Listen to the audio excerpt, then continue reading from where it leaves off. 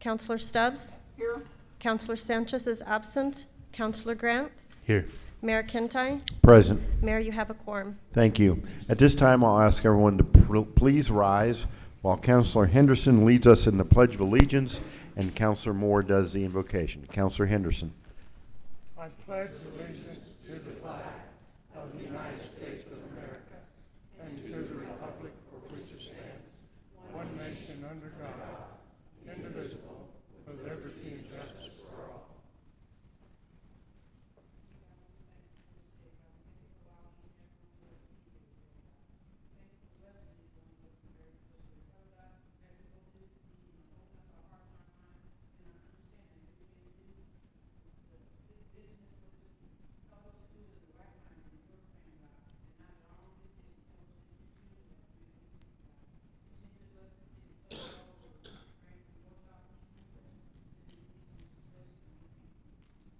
Amen.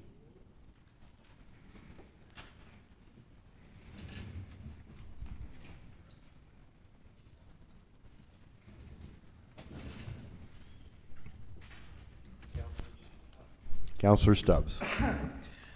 Thank you, Mr. Mayor. I move to approve the agenda for the May 9th, 2019 regular city council meeting to include the consent agenda, including 2 bids and RFPs, 6 RIAC leases, 2 resolutions, 5 lodgers tax requests, and the minutes of the April 11th, 2019 regular city council meeting. Thank you. I have a motion by Counselor Stubbs and a second by Counselor Peterson to approve the agenda as presented. Any discussion or debate on the proposed agenda? Seeing none, hearing none, I'll call for a voice vote. A yes or aye approves the agenda as presented, a no or nay rejects it. Councilors, activate your voting box as you vote. All those in favor signify by saying aye. Aye. Aye. Any opposed, say nay. Hearing none, seeing none, it passes unanimously. Thank you. Briefly, ladies and gentlemen, I will encourage everyone, including myself, to please silence your cell phones. And I also would like to point out Sunday is Mother's Day. Sunday is Mother's Day. Don't forget. Without further ado, Mr. Nebb, presentations. Yes, sir. I believe Todd's going to introduce the first presentation. So. Okay, thank you. Mayor, Council, good evening. I'm Todd Wildermuth, the Public Information Officer. Our Public Affairs Director, Juanita Jennings, is away tonight, but we do have our 2 interns that have been working with the Public Affairs Department for the past few months, and they are going to tell you a little bit about what they have been doing during their internships. So first up, I will introduce to you Miss Amber Beatty, and she will be followed by Mr. Zachary Apodaca. Hello. Hi. My name is Amber Beatty, and I was the graphic design intern for Public Affairs. I just finished this semester, and I will be receiving an associate's in graphic design, and I'm excited to tell you guys about my time being here. Do I? Yeah, you're all set to go. Arrow to the right. Okay, experience I gained. During my time being here, I gained a lot of really good work experience, and I think it will be very beneficial for future employment. I learned how to be self-reliant. I had better interpersonal skills, problem-solving skills, maturity, teamwork, better understanding, practice of the Adobe systems, self-confidence, and organization skills. Okay. Up on the board is some projects that I completed. These are the major ones, and of course I did some smaller ones. But these projects were for the Visitor Center, the Zoo, Parks and Rec, the museum, the library, the Air Center, and the police department. During my time, I completed over 135 different projects.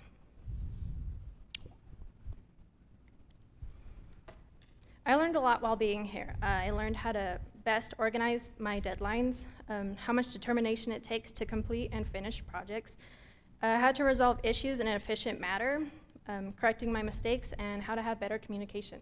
Overall, I'd like to say thank you for the opportunity to help me learn and grow as a graphic designer, and this concludes my presentation.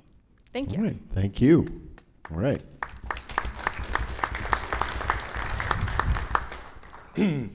Councilors, Mayor, my name is Zachary Apodaca. On FaceTime is Juanita because she did want to be present, however, because she's out of town. So if you want to wave, say hi. All right. Okay.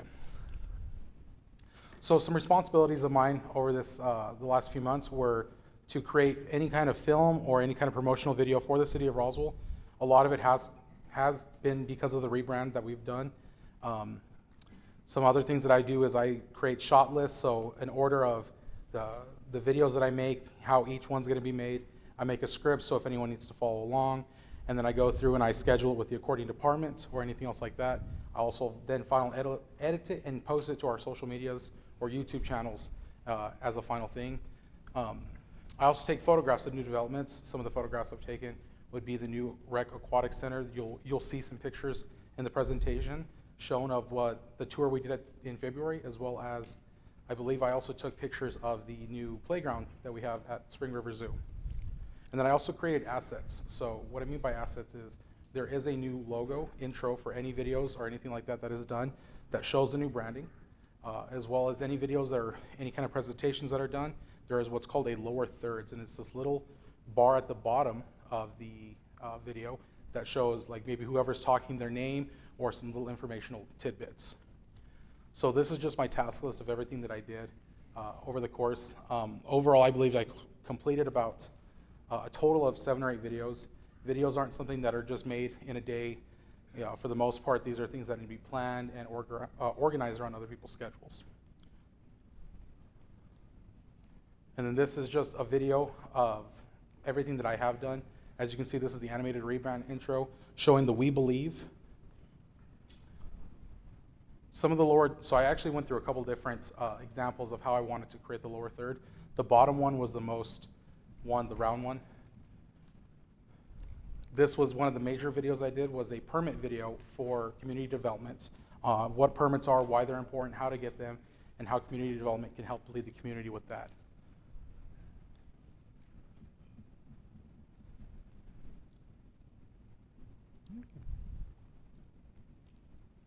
There is no sound. There is sound in the video that I made. However, for whatever reason, PowerPoint didn't let me put the sound.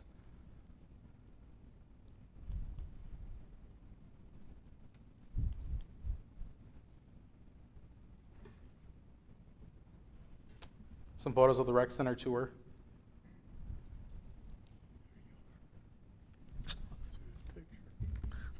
So when we did the grand opening for the convention center, I was asked to make a slideshow for everything, the progress of it. So this is just some previews of that.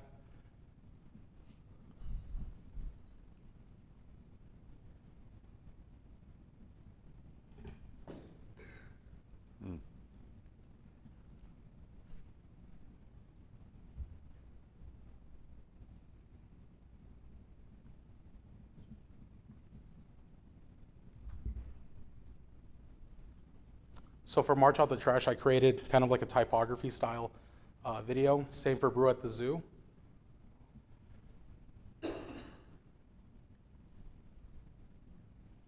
This was a video that we did for the MRO in Atlanta that Mayor Kintai helped us with and introduced the MRO.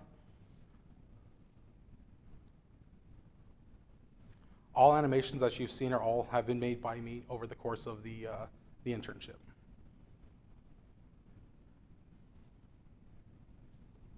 And this is one of the last major things I did. We just did a presentation with our sister airport in Denver. And so this was to kind of go alongside the conspiracy. And then this right here is something that is kind of an example of what we'd like to do in the future as a This is Roswell video. I do recommend that this is something that's done over the course of a year that really shows everything that Roswell does and has to offer throughout the year with events and tourists and things like that. So I don't believe it'll show the full video, but if it does.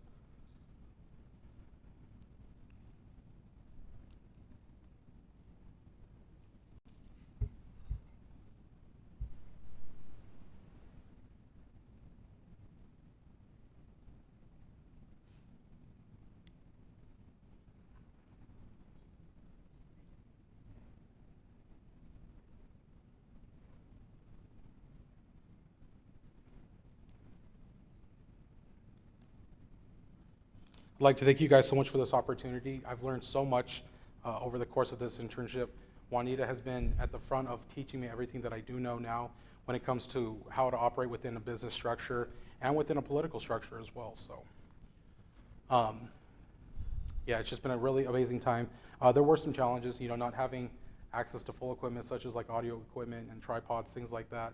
I think would make whoever comes next would make their job easier. I also think that they're valuable assets to have for the city. So a lot of stuff can be done in-house. So, and just the recap. Todd, were you going to do the recap? Actually, I don't have anything to add other than what we're looking at.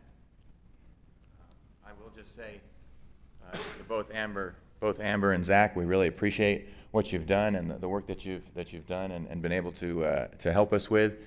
We were able to teach them some things, lots of things, but they also brought their abilities and were able to share with us new ideas as they went through the work that they did. So again, we in Public Affairs also want to thank them. So thank you for the opportunity to have the interns. Well, thank you.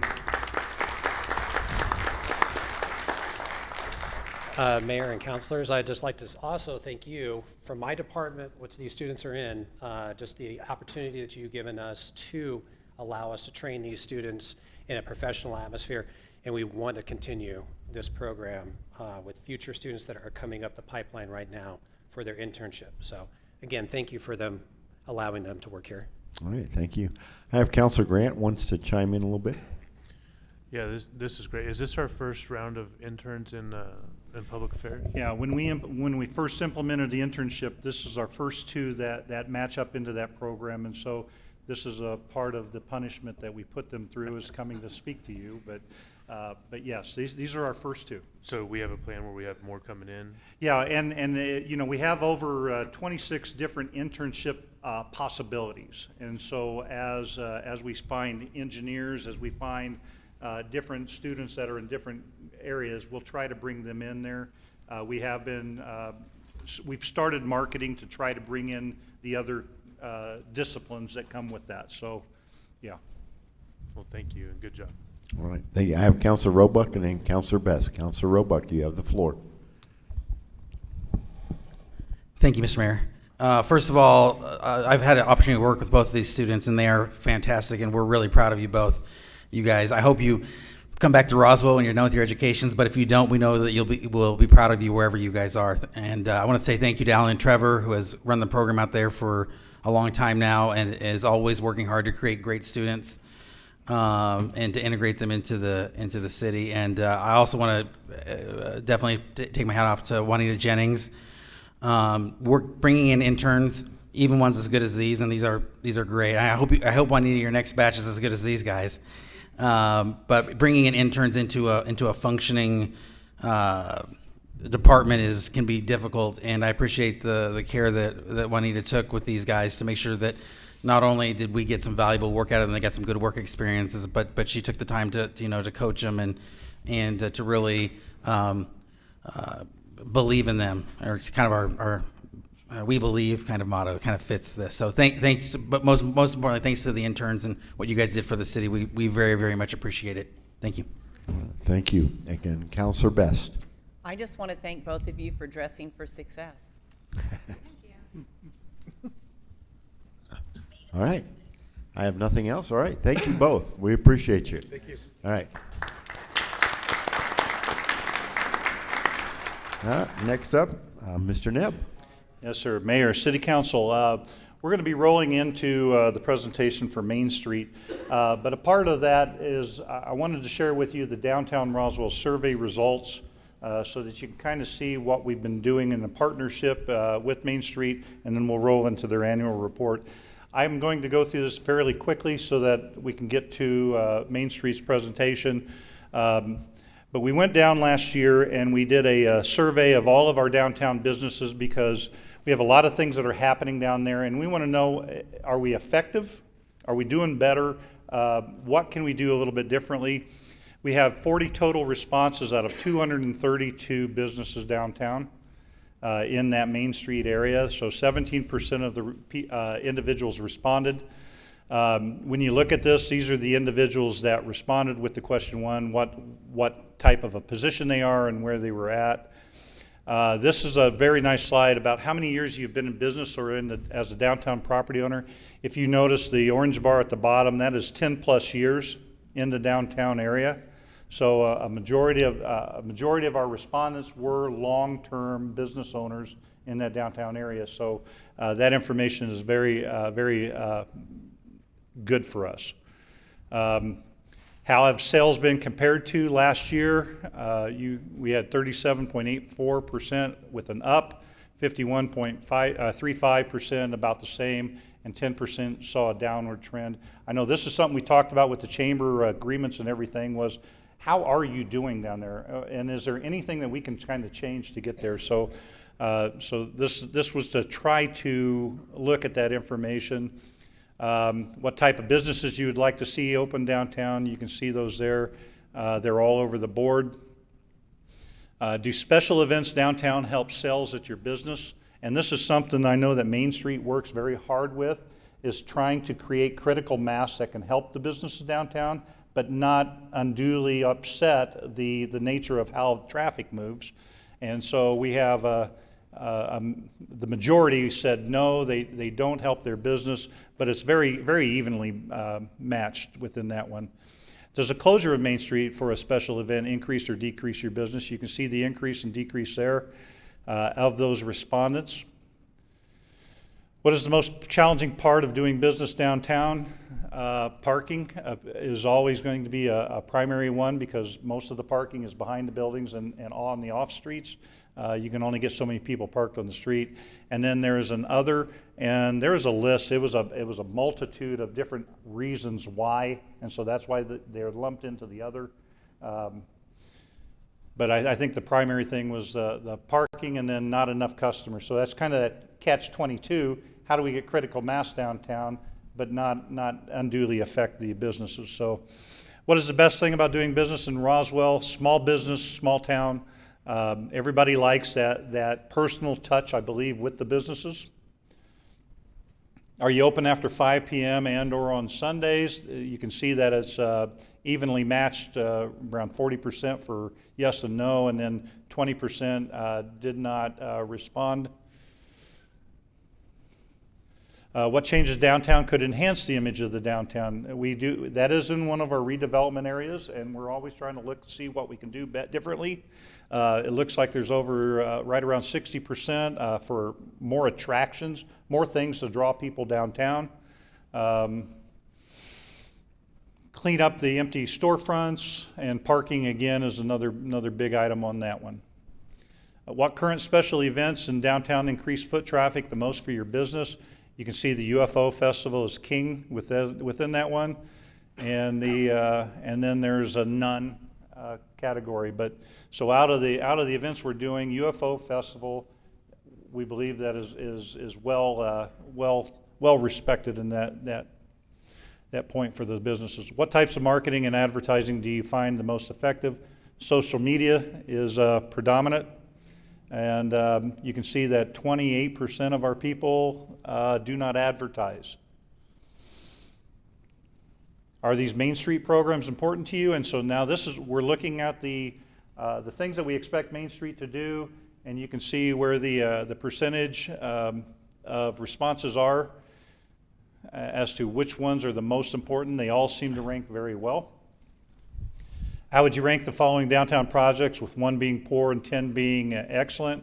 Sidewalk construction, facade grants, beautification, marketing for my business. They're all pretty equally distributed. If you had a magic wand and could change one thing about downtown Roswell, what would it be? Quality retailers is almost 38%. And filling vacant storefronts comes in at number 2, parking, and then, of course, the other. And with that, I just wanted to make sure I shared that. We will make that information available to everybody. I know Main Street has a copy of that as well too, because if we can understand what the challenges of our business are, then we can help develop the programs that will help them succeed. So with that, I want to introduce Kathy Lay, the Executive Director of Main Street Roswell. And yes. Counselor Grant had a question at this point. Can you go back 3 slides Yes. and explain where it doesn't give you any information? Which one? Keep going, right there. All right. What's the bottom 3? All right. Yeah, and I was trying to get that to open up. The Main Street facade, Main Street special events, Main Street planting. Kathy, do you remember which one those last 3 were? I didn't get a copy of those. Okay. I was just curious what Oh, the minimum was. Todd's there. Oh, there we go. I don't know if you Okay. can read my writing.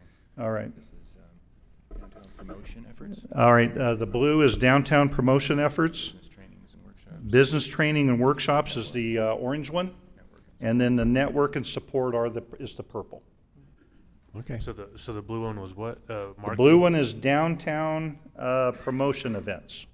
Okay. Thank you. Orange is business trainings, workshops, and then network support is the last one. Okay. Okay? Mayor. Oh, Counselor Sorry, Roebuck? real quick on that same slide since you brought it up. Can you, with the scale on the bottom, it's like between 0 and 2. Is that the range that the respondents were asked?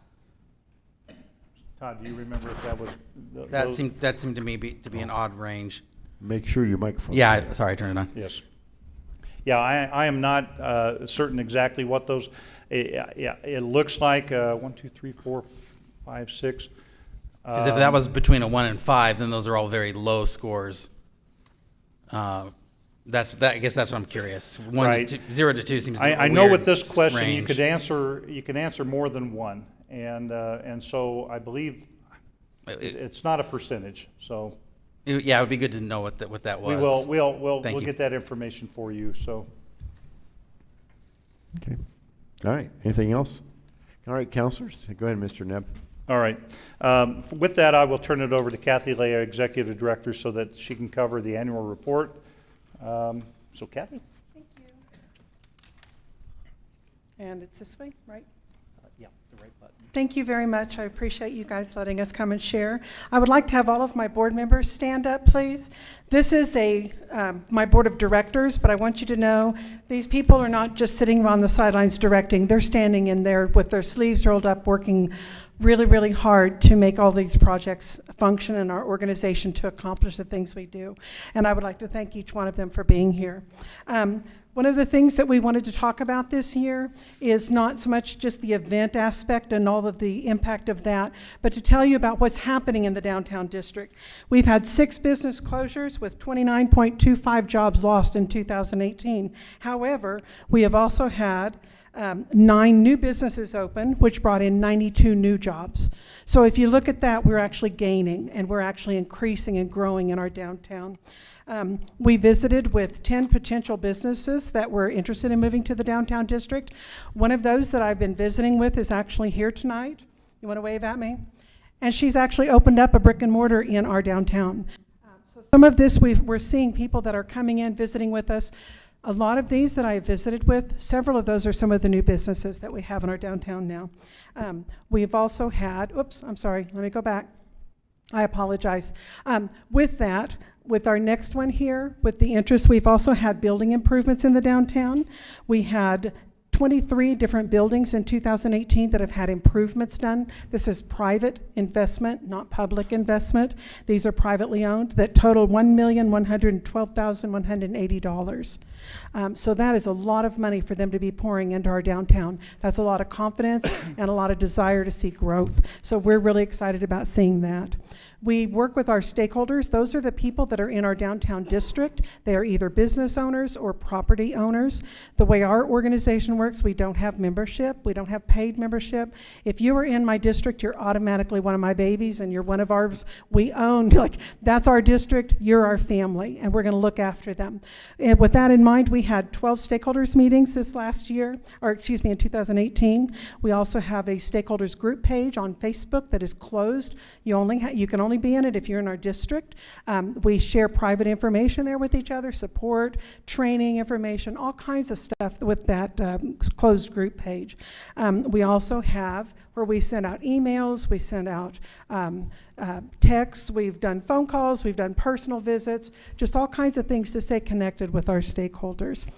We've worked this year a lot with our community partners to do more and to be more effective. With that in mind, we've got a whole list of them that are here. All of these are ones that we have been involved with some project or we've worked with together on things or supported something that they've been doing, including the EDC that's here, Roswell Travis County EDC, the Roswell Chamber of Commerce, Hispano Chamber of Commerce. We did a training with the NMUR. We're going to be doing part 2 this next, and just actually later this month. We worked with NIMI, with the Small Business Development, with West, with the Council of Governments, as well as those like the Travis County, Keep Travis County Beautiful, with private companies like Leprino, Excel, Albertsons, Southwest Bank, Pioneer Bank, and many, many others, and what we consider to be one of our greatest partners, the city of Roswell. I'm not touching it, I swear. It's all the work we're doing. It's just like static, right? We've also done, like one of the business trainings that we did in 2018, we had 14 businesses that attended. Do I need to stop and let them fix that? Or keep going? I would. Okay, is that better? Okay. Yeah, let's get the IT on this. Go Okay. ahead, Kathy. We've had, with that, it was free to our district businesses that they did one-on-one evaluations. One of my businesses talked about that he has started doing some out-of-the-box thinking and working on projects and things that are different than what he's done before, put an ATM in his store, got a digital sign in the window. I got an email from him last week. He said he's noticed a 25 to 30% increase in sales since he started putting some of that into practice. So we are very excited about the results that we're seeing with some of the projects that we're doing. One of the things that we do, is I think I may have hit it twice, we'll see, was the First Friday Downtown Market. We've been doing that where we go and we bring activities to the downtown, petting zoo animals, kids crafts, music, food trucks, all kinds of stuff. One of my businesses told me that last month that she did equal sales to a UFO festival day, that her sales had bumped up that much on the First Friday. Another one of my businesses told me that they did 48% of the amount of sales that they did were between 6 to 8 o'clock that evening. And because we had First Friday, they almost doubled their sales that day. So we're seeing it make an economic impact. It's not just an event for fun for the community, although that's wonderful. Our purpose is to make it be economic impact for our community. Some of the other things that we've done this year, with a lot of the events we've done, 13 of them are retail events, like the First Friday, and we were the Shop Small Saturday Neighborhood Champion this year, coordinated a lot of projects and getting swag to our downtown businesses and flyers and things to help support the Shop Small Saturday. We also conducted 18 other events, such as Farmers Market, UFO Fest, Chili Cheese Fest, holiday lighting decorating, the holiday light parade, spring planting and cleanup day, community tree lighting. Altogether, there was 31 events. That's almost one a week that Main Street Roswell has actively been conducting for this year. One of the things that comes from doing that is we have the opportunity to promote the downtown district and the projects and the events that we do. With that in mind, we had 137 printed and online articles that I was able to track that were talking about the downtown district and talking about the projects and things we're doing. One of them, just last Sunday, this is for 2019, but I'm gonna show it to you anyway because I'm really excited. New York Times did an article that mentions coming to Roswell to celebrate this summer for the UFO festival. So we're generating interest and attracting attention to the community, but also with our First Friday promotions and with all those other things. We are able to do a lot of things because we're doing that with community service announcements. I did 860 minutes of radio interviews in 2018. That's over 14 hours on the radio talking about our businesses downtown, talking about what's there and what's available, and come on down and shop here and come attend this and come see what's happening. Take a little mini vacation in Roswell. If you paid for that time at a nonprofit's rate, which is half price, it would be $6,880 in promotion value that we're able to bring to the district. How do we get so much work done? It's with our volunteers. We had 4,818 hours in volunteer time, which is $102,141.60. And with that in mind, what are we going to do for 2019? What are some of the things we're doing? We're doing a web page of available properties. It's going to say at the top, these buildings aren't empty, they're full of potential. And we're going to have information about the available properties that are going to be in the downtown area that people can lease or rent so that we can try to help recruit new businesses in the downtown district. We're also going to do additional trainings, as I've mentioned before, how to promote your business online, how to use Facebook to put an ad, to bump a post and boost a post. To be actually sitting them down at the computer and our trainer from New Mexico Main Street's walking them through how to do this and them doing it on the computer at the same time. We're going to be doing Secret Shopper, where we have the Secret Shopper go in and they can give a little kind of a review of what they think is good about this and the strengths of this business and what kind of things could be improved with this business, what their impressions are. And we can present that to our businesses to help them kind of see what their customer is seeing and get feedback. We think that'll be helpful. We're also looking for ways to promote employment opportunities. When a downtown business has a job opening and they're looking for qualified staff, that we can help get the word out about that and help them find qualified staff by letting people know that they're looking. One of the other things is cross-promotion flyer that we're working on that will help people to share what other businesses are in the downtown district. We've already been doing some things with cross-promotion that's working well, but we want to expand on that, maybe a downtown discount card that'll help get people downtown shopping in the districts. And so thank you very much for supporting the program, for letting us have the city's confidence and backing and support. We get so much from the city of Roswell. I'm really, really, really grateful for that and helping us to achieve a lot that we've done this past year. Any questions? I have Councilor Best. Councilor, you have the floor. Okay, mine's not, well, there may be a little bit of a question here. I have talked to some of your shop owners and they feel a little bit neglected. They feel like they're not involved, they're not asked to be involved, so keep that in mind. Yes, ma'am. And you guys are gonna hear me talk about skin in the game for the Roswell people. You guys have skin in the game. You guys did a fundraiser a couple weeks ago. You have skin in the game. You're bringing money to the table to match ours to help you with your events. And personally, as a person that lives in Roswell and has lived here forever, I want to see skin in the game. And you guys are doing it, and from the time I started in 12 till now, you've come 180 degrees, 360. You're just rocking. So that's, I just want to give you guys a kudo. Thank you. All right. Thank you, Councilor. That exhausts my list. Thank you very much. Thank you, sir. All right. All right. Next up is item number 5. Councilor Stubbs.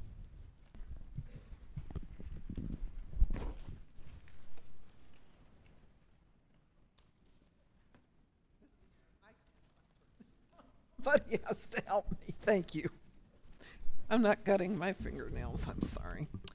Mr. Mayor, I move to approve a governmental liquor license with on-premises consumption only for application number 1116331, City of Roswell, doing business as Roswell International Air Center, located at 1 Jerry Smith Circle, Roswell, New Mexico, 88203.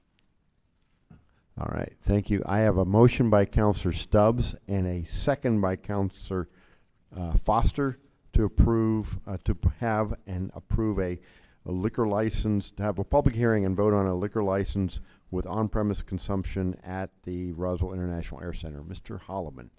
Thank you, Mr. Mayor and City Council. Before I begin, as always, with the proviso that this is a quasi-judicial hearing, this governing body has to act in a decider capacity, meaning that you are a fact-finding body required to adhere to rules of evidence, to establish whatever procedure you believe is necessary to achieve a fair outcome. Know also that any final decision can be appealed to district court, and that city staff in these circumstances are acting as advocates. Again, as with all of the liquor licenses, We are required by statute and Alcohol and Gaming Division regulations to hold a public hearing. The purpose of the public hearing is to find 3 factors: whether or not there is substantial evidence that show that the proposed location is prohibited, that there is an ordinance or zoning violation that would prohibit the proposed location, or whether, as pertains to the specific location, it would be detrimental to public health, safety, or morals. This application, as you heard in the motion, is the city's own application. This would be to have a liquor license at the Air Center, specifically the terminal. As you can see here on the map, everything is outside of the 300 feet requirement as provided by statute that would otherwise prohibit this as a location. And with that, Mr. Mayor, I would stand for any questions. Thank you, Mr. Holloman. Council, before we proceed with comments by the council, this is a public hearing. I will, at this point, go to the audience. Is there anyone here present today who wishes to speak in opposition of the granting of this liquor license? Even if you did not sign up, you may speak at this time. Anyone here wishing to speak in opposition? Let the record reflect no one chose to speak in opposition. Anyone here wishing to speak in support of this application? Anyone wishing to speak in support? Let the record reflect no one chose to speak in support. Is anyone here wishing to speak on this matter in any way? In any way? Let the record reflect that no one chose to speak on this matter at all. With that, council, I will turn to you. Is there any councilor wishing to comment or have questions about this? I see no one on my list. This can be a voice vote? No, it's gotta be roll call, sorry. All right, councilor, this would be a roll call vote. A yes or aye approves the granting of the liquor license as presented by Mr. Holloman. A no or nay rejects the granting of the liquor license. I'll ask you to activate your vote box at the same time you respond to the city clerk. Ms. Call, please call the roll. Counselor Oropesa? Yes. Counselor Best? Yes. Counselor Robeck? Yes. Counselor Henderson? Yes. Counselor Peterson? Yes. Counselor Moore? No. Counselor Foster? Yes. Counselor Stubbs? Yes. Counselor Grant? Yes. Motion passes. All right, thank you. Ladies and gentlemen, items number 6 through number 21 on the printed agenda were approved when we had the motion to approve the agenda and consent agenda as presented by Counselor Stubbs. So those items have been adopted by the council. We are now moving on to item number 22. Counselor Stubbs again. Thank you, Mr. Mayor. I move to approve Resolution 19-36, creating a Census 2020 Complete Count Committee to plan and conduct local educational initiatives, publicity, and promotional activities to increase community awareness and participation in the census for 2020. I have a motion by Counselor Stubbs and a second by Counselor Foster to approve Resolution 19-36. Mr. Morris. Good evening. As stated, we've got the upcoming census in, next year. This resolution would allow for the establishment of a complete count committee, which is encouraged by the U.S. Census Department to make sure that we get as many votes out, or as many individuals counted as possible. This would designate the primary complete count committee membership within each specific area. The intent here is to have those individuals that are selected create their own subcommittees that would work, and so the idea is to create kind of an increasing number of folks that are involved with this. Staff would provide the liaison and support for these individual committees. Here's the representation that we're looking at for this particular group. Pretty good cross-section of life within Roswell. And subsequent to this, the mayor will select individuals that would fit into those slots, and staff will work with them as we will. And I'll stand for any questions. This is my grandparents and my dad from the 1930 census form. All right, very good. All right, I have Counselor Grant wishing to speak on this. Counselor, and then Counselor Henderson. Counselor Grant? Ancestry.com. Hmm? Ancestry.com. Yeah, one of those, yeah. Well, I guess you just mentioned the mayor's appointing all these. Does it say that in the resolution, though? What the plan is, Counselor, is that I will come back, if this is adopted, I will present to this governing body the nominees next month, at which time the governing body will vote either to confirm or reject the individuals that I have proposed. We'll do that individually. I just wanted to clarify because I don't think that's lined out in the resolution how that works or anything. No, it's not. But that's the normal way by ordinance, that's how we establish our committee membership for these kinds of things. And Okay. so I will come to you, counselors. On that note, Mr. Nava, I believe there he is. Mr. Nava from the Hispano Chamber has been very, very gracious and very kind to support this effort, and he's been my go-to guy to help recruit key individuals. I appreciate Mr. Nava's efforts. Thank you, I yield. Okay, Counselor Henderson. Thank you, Mayor. Back in November, I attended a workshop in Albuquerque with Bill on the census, and of course it's important. Ideally we would reach our 50,000. That seems to be the magic number for us to be able to get grants directly from the federal government rather than to compete. But more importantly is the fact that for every individual counted or not counted, the price is $2,972. So it behooves us that we count everybody. And of course, the Complete Count Committee, their task is to do exactly that, to be sure that we have a complete count of every citizen in our community. So they play a vital part. It means millions of dollars to our community over a 10-year span. So the committee and Bill and other staff members and all of us together have a big task. And so I appreciate the leadership Bill has given to this effort, and we look forward to the naming of the full count committee. Thank you, Mayor. All right, thank you, sir. Any other comments or questions, counselors? If not, I'll ask for a voice vote. A yes or aye approves Resolution 1936 establishing this committee. Once again, counselors, it is the intention that should this be approved, we come back next month to act on the nominees. A no or nay rejects the creation of this committee. All those in favor of the Resolution 1936, please signify by saying aye. Aye. Any opposed, please say nay. Passes unanimously. Thank you. Next up, item number 23, Counselor Stubbs. Thank you, Mr. Mayor. Being something that state statute requires us to do each year, I move to approve Resolution 1937 pursuant to the Open Meetings Act through Section 1015-1B of the Open Meetings Act, NMSA 1978, Section 10-15, 1 through 4. All right. Counselor, if you'll activate your motion tab on your vote box.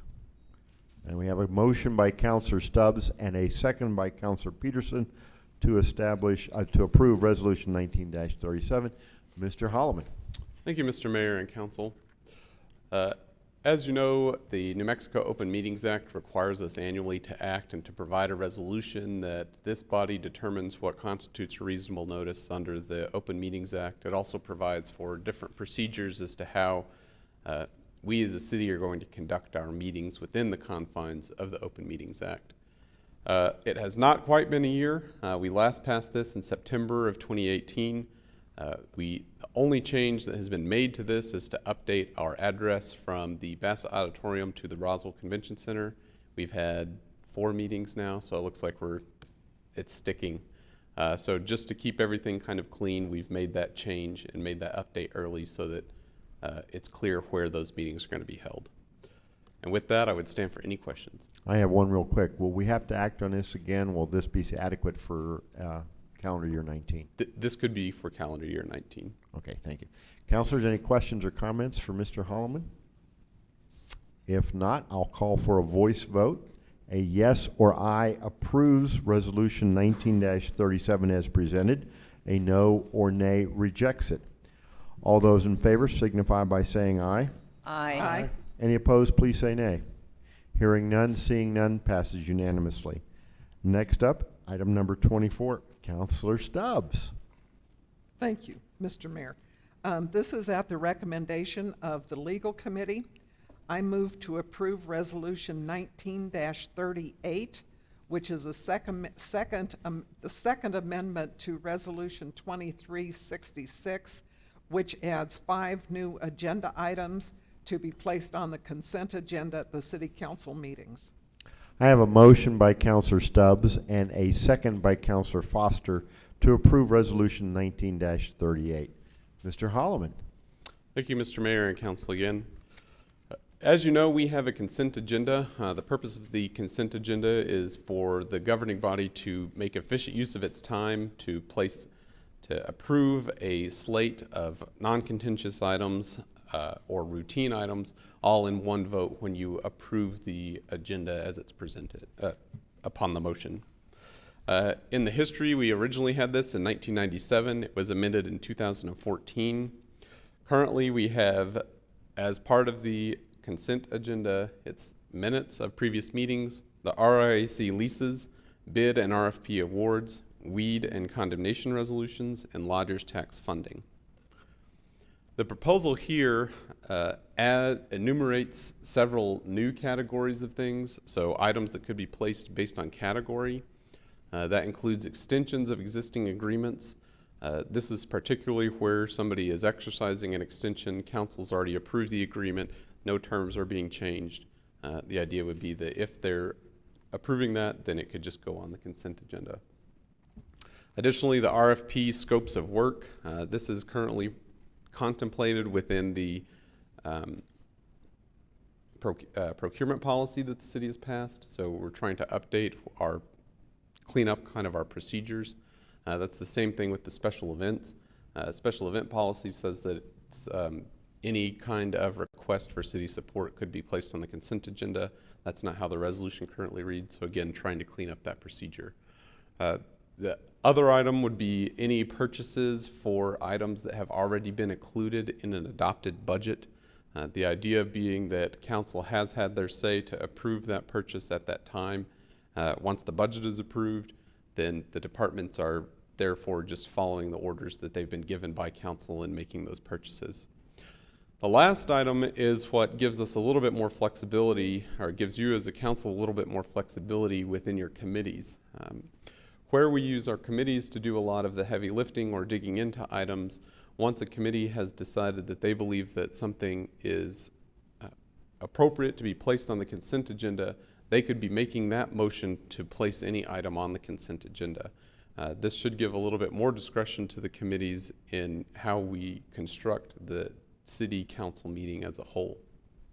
There's 2 exceptions to that broad power of the committees, specifically advertising for a public hearing of an ordinance, and of course anything that is otherwise prohibited by law.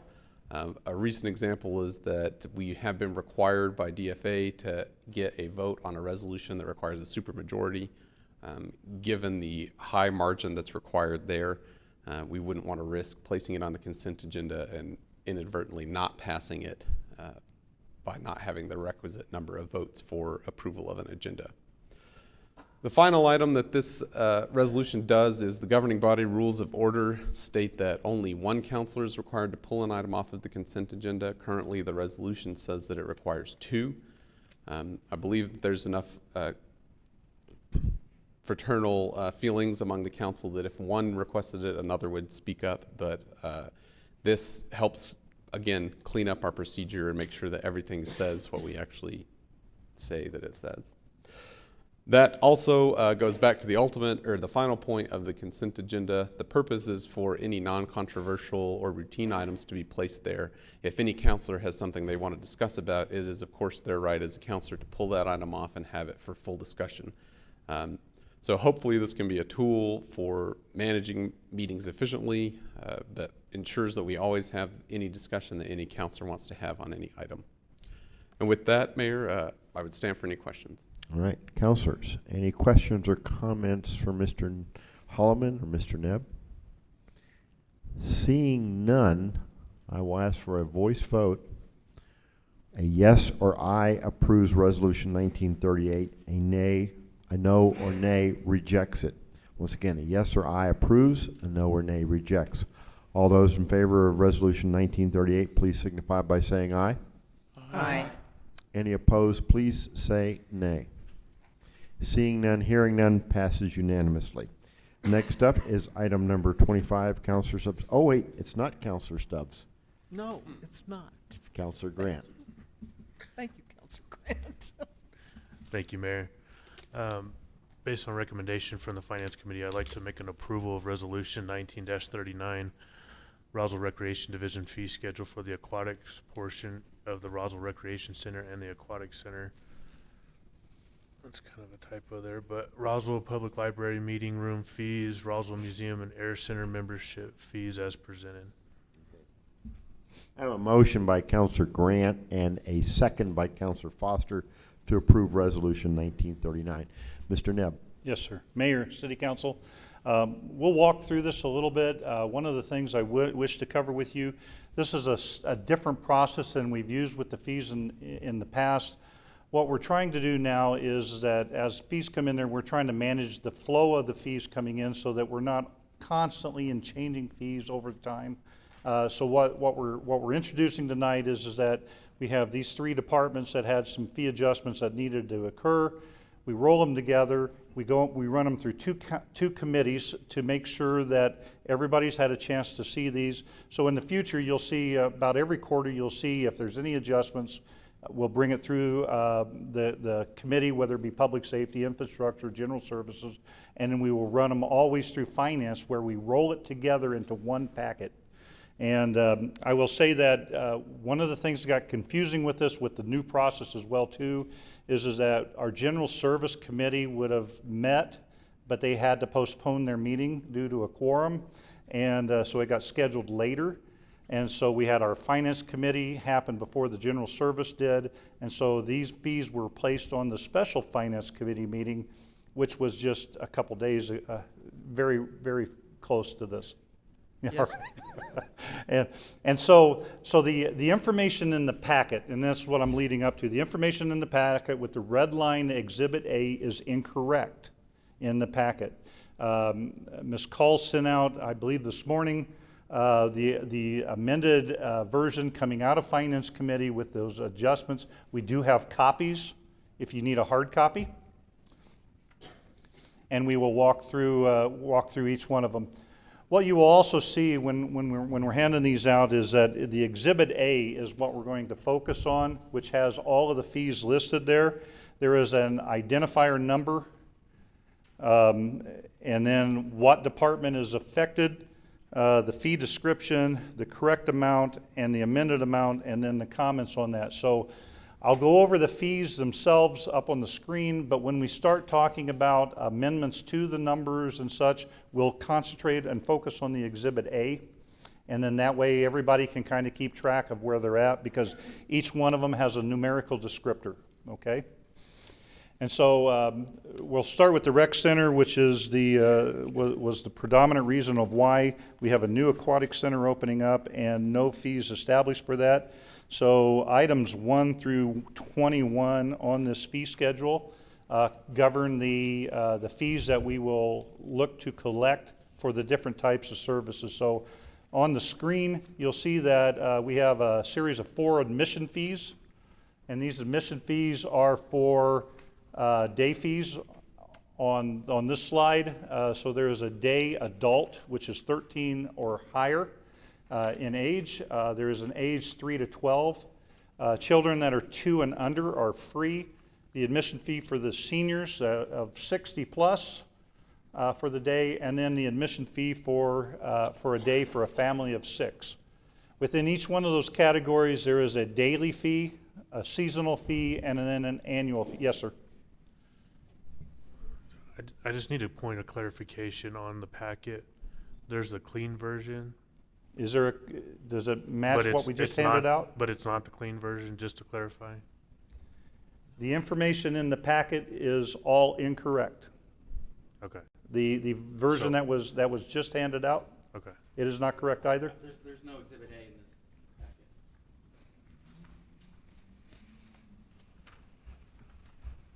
This is all the supporting material. but there's no This is Exhibit just the email. Oh, the backup information. A. This is the back of it. So okay, all right. I did bring an Exhibit A with me as well, as a secondary backup to the backup.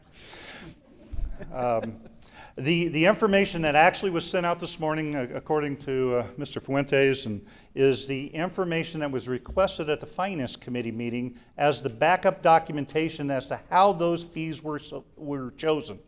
And so you'll see the report from our consultant before we started the Aquatic Center as to what we could expect for the fees. You'll see comparables from their surrounding cities as to what their fees are, and then it all comes into creating the fees for our area. So the information that got sent out this morning is that backup information. And so don't confuse that information that went out this morning with the Exhibit A. Exhibit A is the only document that really matters here because this is the one that was vetted through the 2 committees. So do I have everybody caught up? I'll make sure. Yeah. All right, with the Exhibit A handout, okay. So there are 4 different categories for the admission fees, and there's 3 different categories for each one of those, the patron types.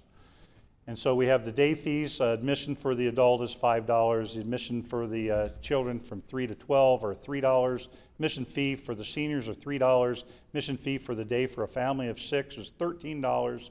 And you can see the corresponding seasonal numbers for the respectively 100, 60, 60, and 260. The annual fee, the annual admission fee, I will also state that in General Services and Finance, we discussed the annual fee of the $250, $150, $150, and $650 include both the recreation center, the gymnasiums, and the aquatics part. So the annual fee covers the entire facility. The seasonal covers all of the pool space and everything, and then the daily covers the pool space on a daily basis. So this is the admission fees. Once they went through the admission fees, we went into the program fees, and again, these are the different types of programs we believe that we will see. Group swim lessons, private swim lessons, water fitness, and lifeguard certification. The cost of each one respectively is $65, $90, $5, and $300. This includes the 6 30-minute sessions for group swim, 3 30-minute sessions for private swim, one session, a 50-minute session for water fitness, and then of course a 3-day course including the uniform for the lifeguard certification. So these are the program fees for the Aquatic Center as being recommended. Next section governs rental fees, and we know that this facility will be loved by all, and we believe that it'll have varying uses.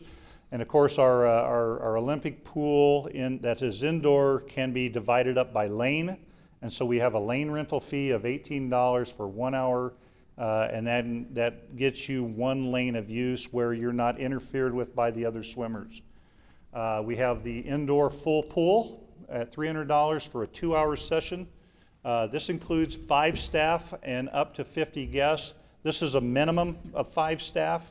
If the numbers go up, then the staff numbers will adjust accordingly, and that's where we have the additional fee for every 25 guests, a cost of $32.50.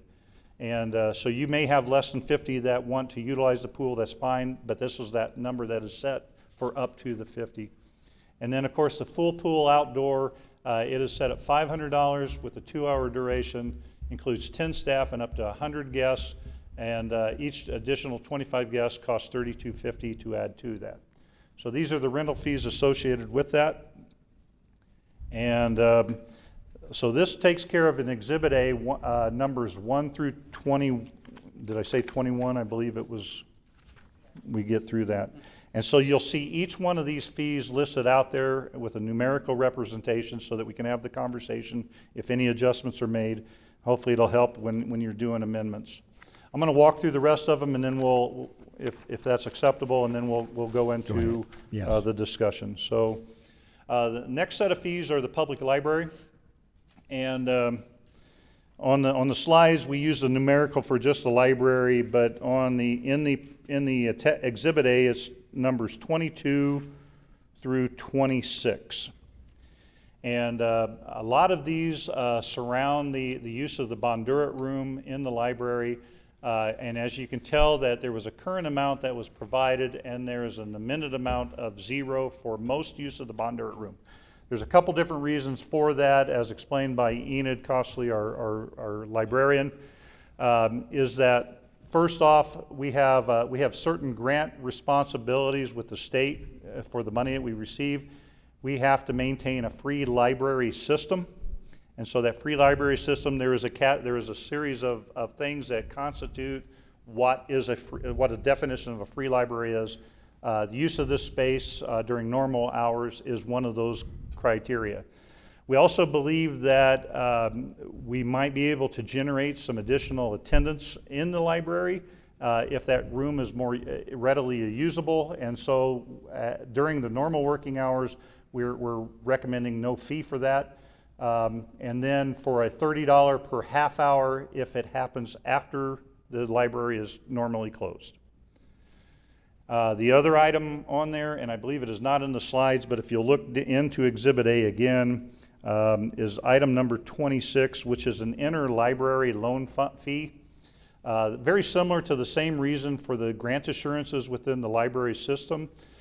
We had a charge of $2.50 anytime we would loan out a material to another library for its use, or when we would accept one back in. We were requested by the state that fee be removed because of the need for meeting that condition of being a free library system. This is not something that cannot be charged for. However, the cost that's associated with these interlibrary loans can be covered by the state grant that's provided. And so those are the items for the library system. We move into the museum, and that'll take care of the items from 27 to 39. And each one of these are more associated with the memberships within the museum. And we've went through, I would say Carolyn went through with a task force of board members and such like that in order to create a membership that made more sense from where our memberships were. And so when you look through these, they're an adjustment within those memberships.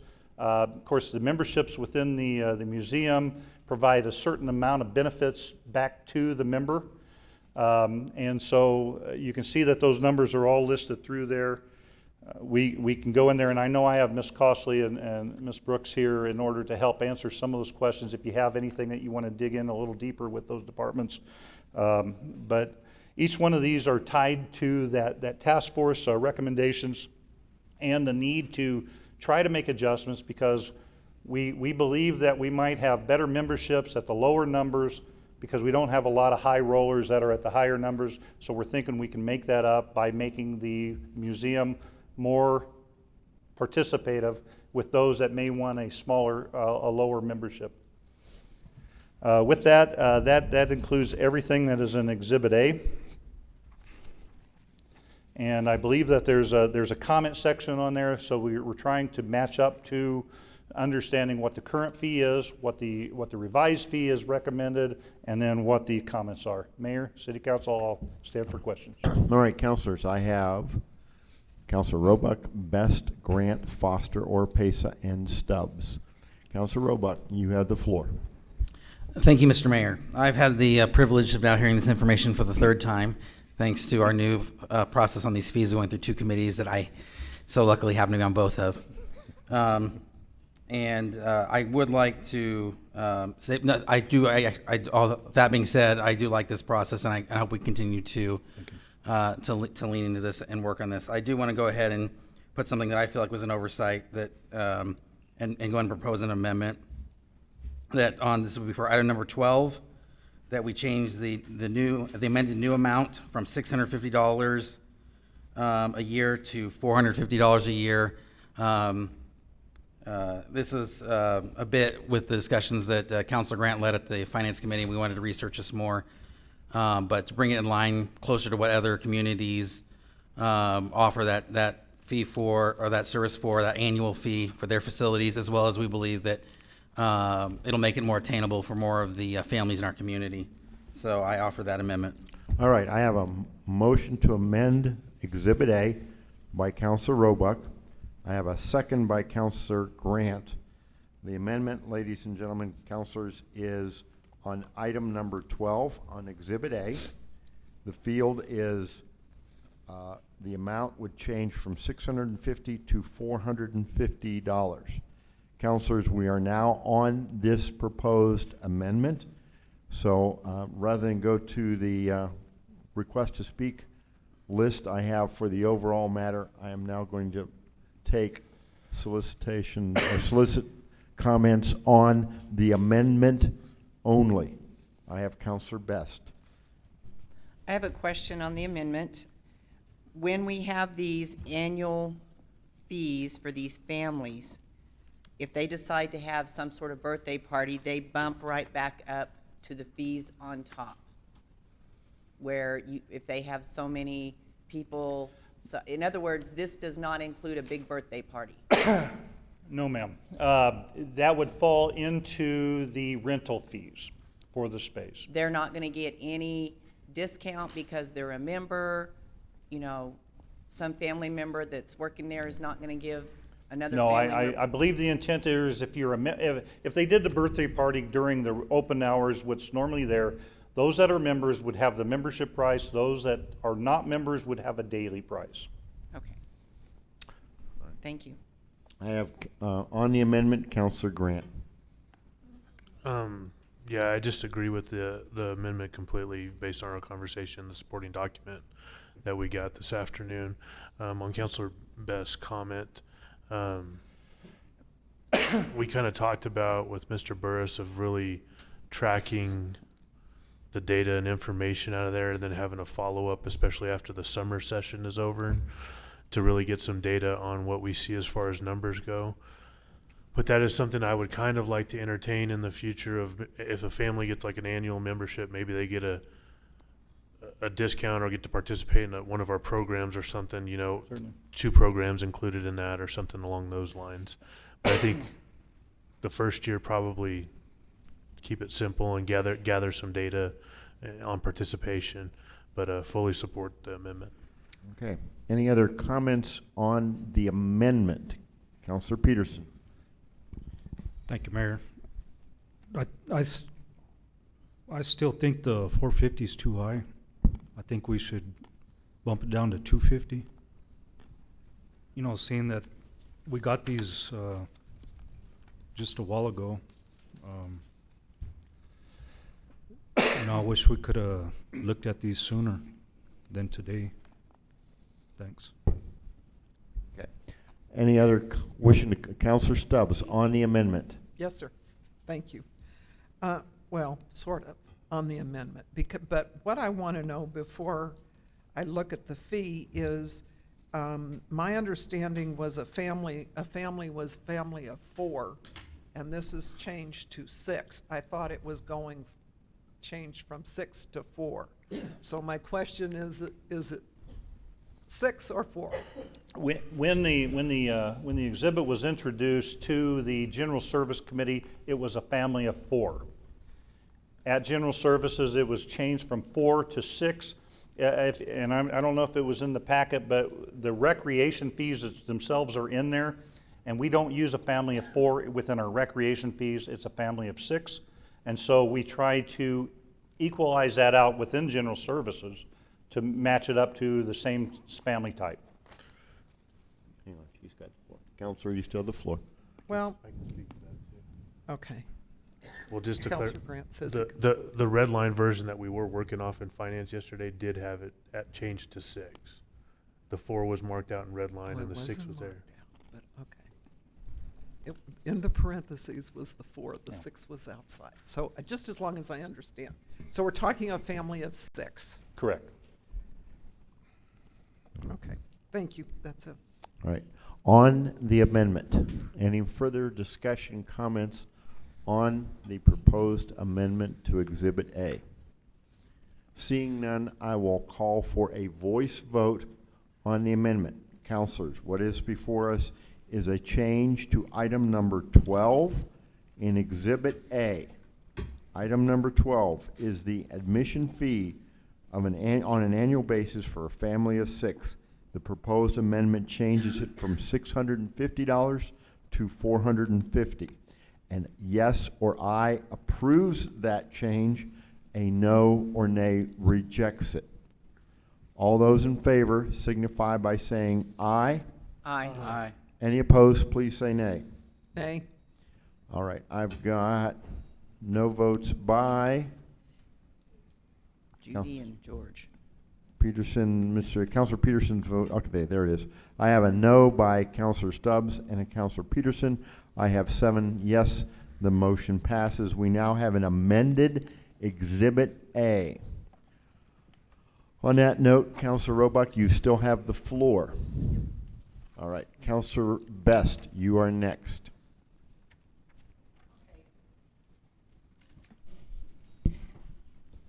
I now see where we got most of the numbers. And I agree with keeping it down. Also, I want to make sure that we have someone strong enough at the top that's not going to let stuff slip through or get behind on payments, or we have something that says so much down, stuff like that.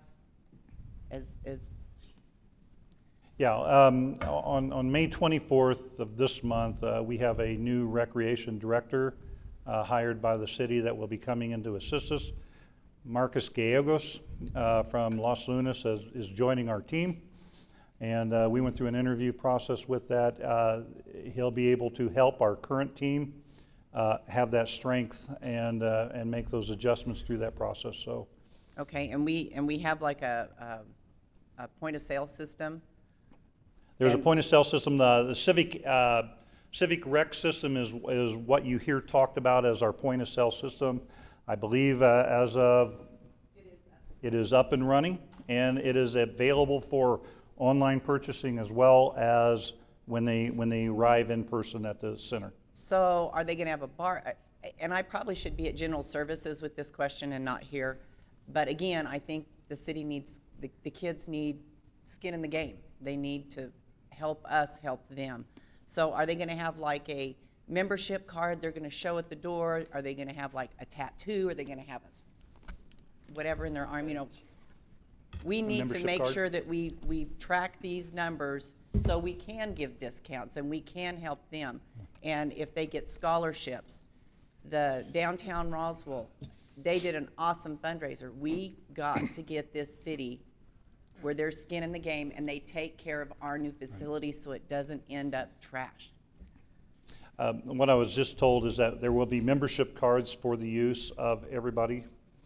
And I'm not sure if we're going to require a pint of blood or anything with those, but there will be a membership card. So I'm a print shop, so yeah, they can copy and them and figure it so out. there will be an identifier card that hopefully can be either swiped or shown in order to move the ones that are members on through, so they don't get tied up in what I consider will be a pretty active daily line.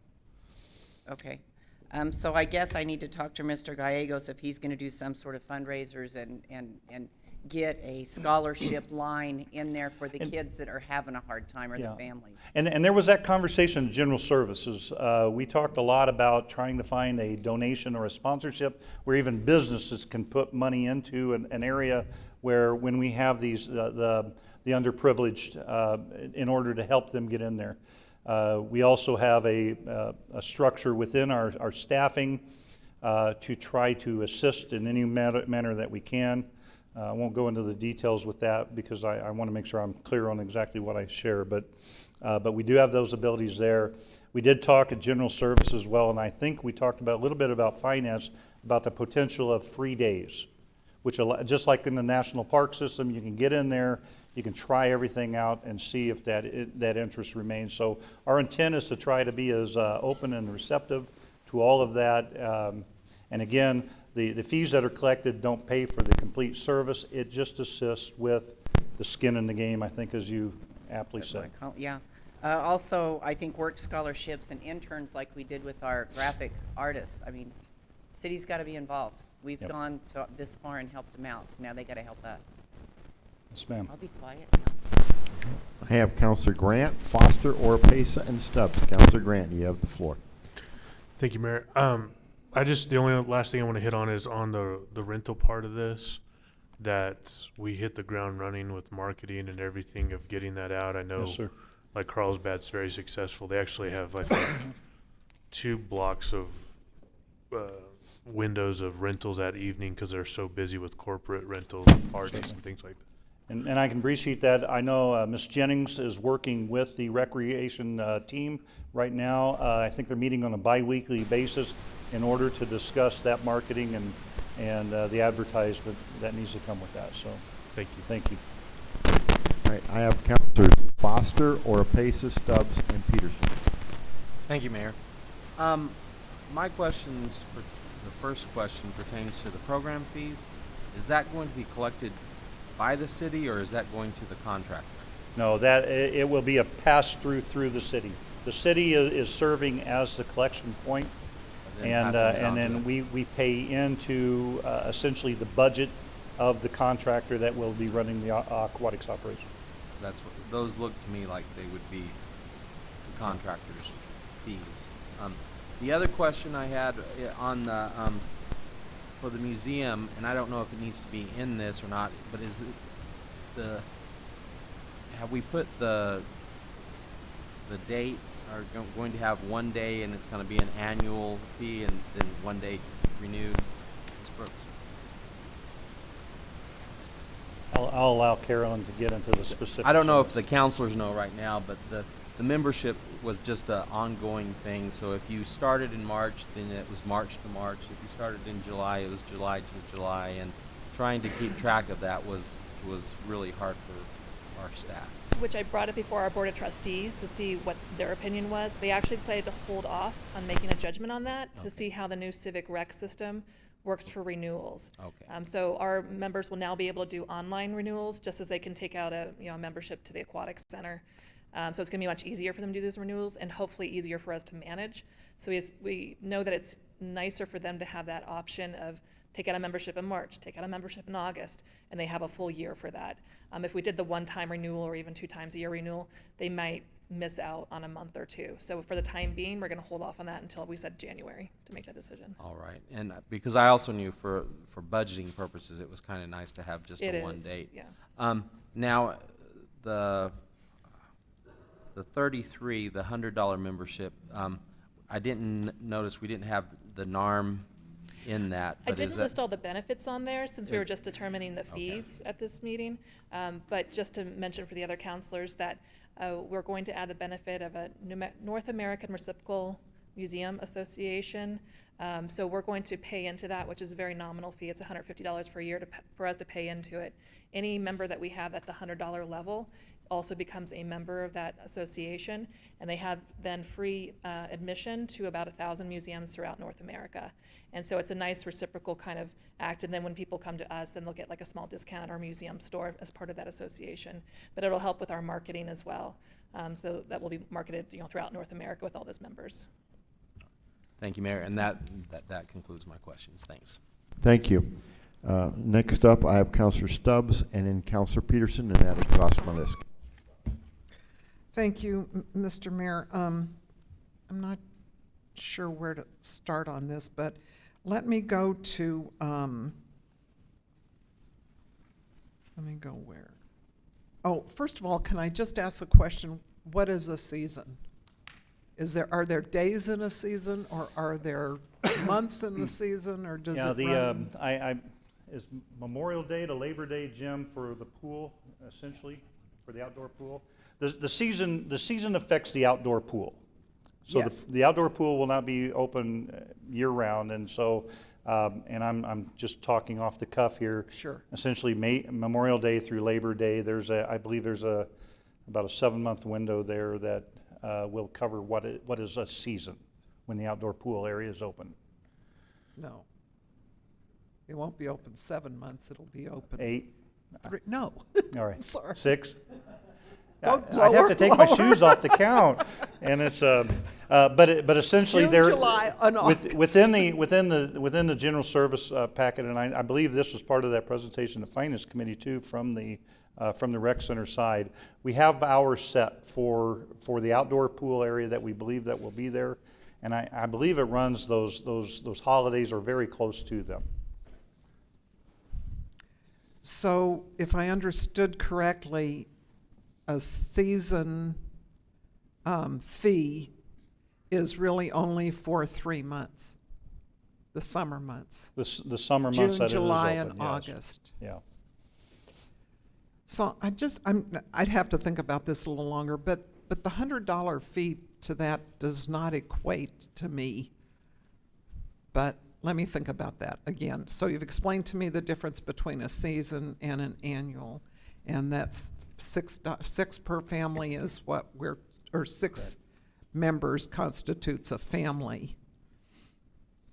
Let me think about that a little longer. I'm sorry. Let me go down to number 18. I still have questions about this. This is the full pool indoor, 5 staff. So what I'm thinking is 5 staff up to 50 people. It's really the staff we're paying for.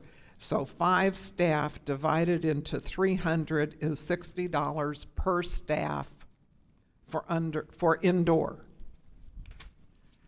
Then I'm looking on line 20 on the next page, which is the full pool outdoor, which I assume means in and out, or just out. Anyway, that's $50 per staff if it's $500 for 10. So I thought I was told that it takes more people, more concentration outdoors than in. So I'm questioning those rates according to the number of staff. Does that make any sense? It does, and these numbers are based upon, of course, the consultant analysis Yes, I and the understand. comparables out there. Again, watching the indoor pool, it's a rectangle, so it takes a little less people to do that. Right. When you go into the outdoor area, you'll have somebody at the top of the slide, at the bottom of the slide, Right. looking at all the pinch points within that Certainly. swim area for the outdoor pool. So there's different calculations that go into those. And the intent is that it'll take more staff in order to cover that additional space with the outdoor pool than the indoor. The indoor is more controlled. How they came up with that analysis as to what the numbers are and how many we can go up to, I would have to go back through that report as well. Okay, so I really need to talk to the consultant. You're not going to let me talk to the consultant. I might. Again, I want to go to line 4, which is the admission fee for a day for a family of 6, and that again is at $13, which basically is, let's say, 2 adults and 1 child. That's what the cost is, the 13. But with 6 people, if it were 2 adults and let's say 3 children, let's say the 4th one is under 3, that comes to $19. I'm just having a really hard time, Mr. Mayor, with these fees. And so not to belabor things, that's why I'm going to vote no. And maybe I don't know. But I'm real frustrated with this. We are trying to help the census here. No, I'm kidding. It's one of the things that happened in the conversations in general services and then in the finance is that as you start to look at adjusting these numbers to something that everybody is palatable for everybody, there was movement within that. We could do further analysis on this, but I believe that when we went into that, the $13 was set there for a family of 4, but in general services, those of you on general services said, you know, we believe it should be matching up closer to the recreation fees and everything, and we believe we want to try to give that discount to those families that have the larger families. And so that is why they set that rate there. I don't believe that we did a full analysis that said each one of them are going to equate to this much out of that fee. And so it won't make mathematical sense at times, because I think it's based upon how you wish to work with the constituency that you have. So, Okay, I'm going to not continue, Mr. Mayor. Thank you. Thank you, Councilor Stubbs. I have Councilor Peterson, and that exhausts my list. Councilor Peterson, you have the floor. Thank you, Mayor. You know, we got 3 different things to look at here, and you know, not being on either one of those committees, it's kind of hard to figure out where you came up with your numbers. But items 1 through 12 are way too high. You know, the city of Roswell, what do we spend? $25 million on the center, and then you're like seniors, they should be getting free. You know, they're on a fixed income. A lot of these other, the $60 for seniors on item 7, you know, they shouldn't be charged for that. The admission free for the, you know, $260, $250. The pool rentals are, you know, $500. You know, what we're going to have here is just a country club for rich people, because poor people can't afford it. People that are even mid-income, $50,000, probably have a hard time paying $260 a year. Thank you. Councilor Peterson, that exhausts my list, councilors. Unless there is anyone else wishing to speak, I will call for a voice vote. Oh, Councilor Orpesa, you have the floor, sir. Thank you, Mr. Mayor. You know, I was in general services, and then the amounts didn't really pay too much attention to them. But I agree with Councilor Peterson. Some of these numbers are a little bit too high, and they will be, the tendency is that not everybody's going to be able to afford them.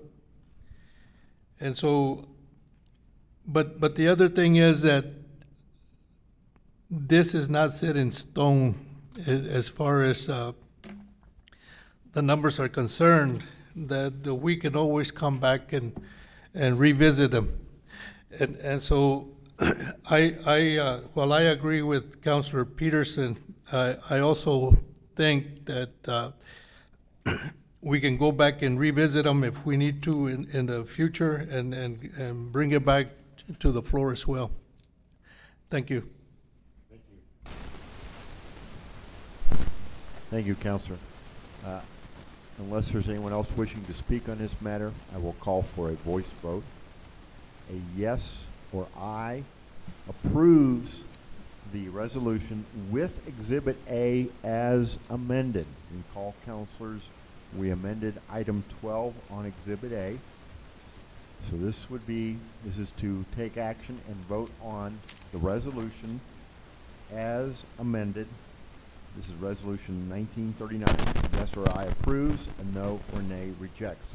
All those in favor signify by saying aye. Aye. Any opposed, please say nay. Nay.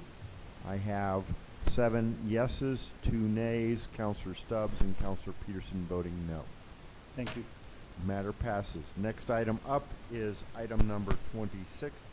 Councilor Stubbs. Thank you, Mr. Mayor. This is at the recommendation of the Legal Committee. I move to approve the Business Retention and Development Services Agreement between the City of Roswell and Main Street Roswell Incorporated for a period of 1 year beginning July 1st, 2019 and running through June 30th, 2020, which may be renewed by both parties for 2 additional 2-year terms, to include Exhibit A, scope of work, Exhibit B, matrix of reporting, and Exhibit C, stating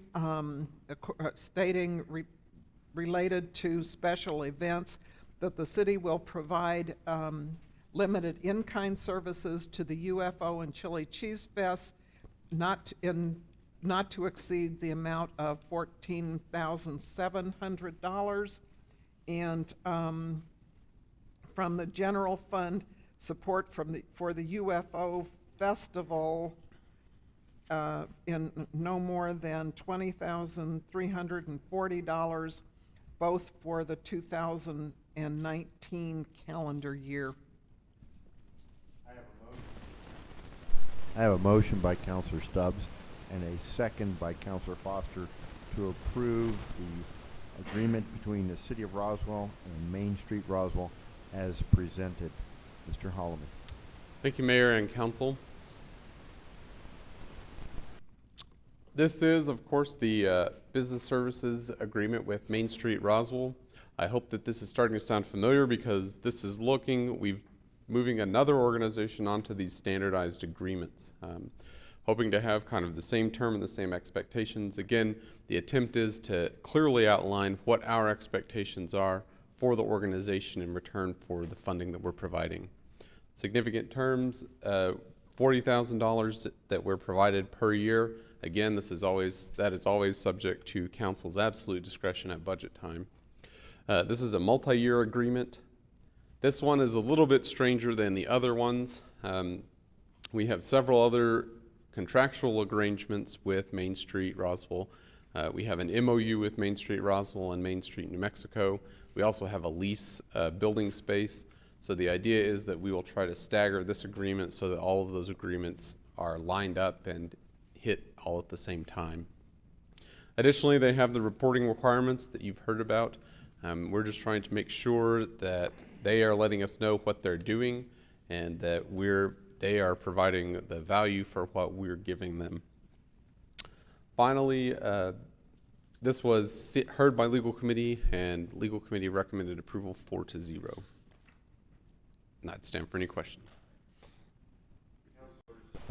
Before we proceed, I did have one individual sign up to speak on this. Ms. Molly Boyles, come on down.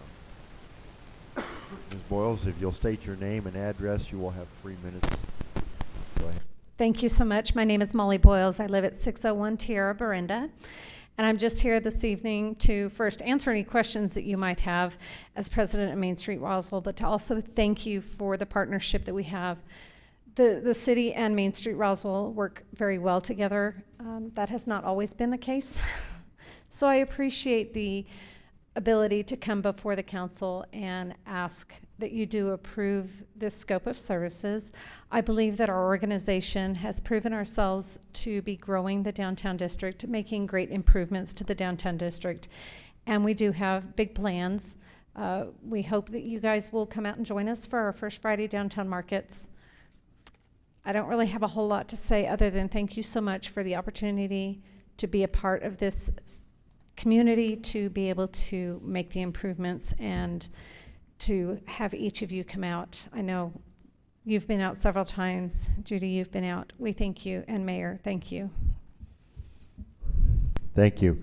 I have Councilor Henderson, and that's all on my list. Councilor, you have the floor. Thank you, Mayor. I just wanted to express our thanks to Main Street. Must have been about 1981 that a dozen of us sat around a table and decided to become part of Main Street, New Mexico. Harold E. Shirley contractor here in Roswell.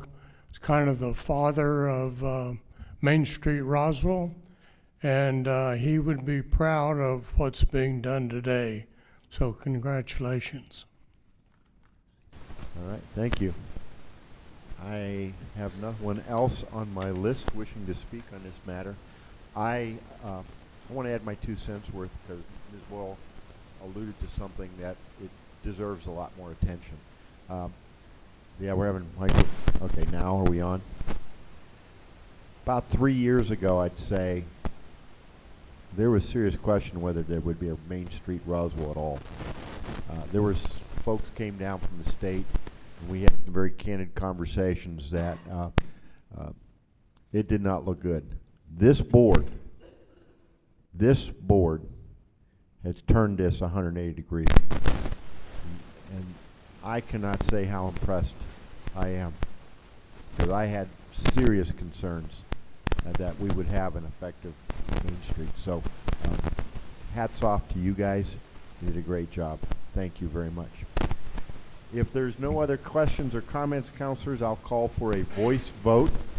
A yes or aye approves the agreement between the City of Roswell and Main Street Roswell. A no or nay rejects the agreement. All those in favor, please signify by saying aye. Aye. Any opposed, say nay. Hearing none, seeing none, passes unanimously. And ladies and gentlemen, I apologize. I'm having some microphone issues, and I'm not really sure, Ms. Call, how we're going to deal with this.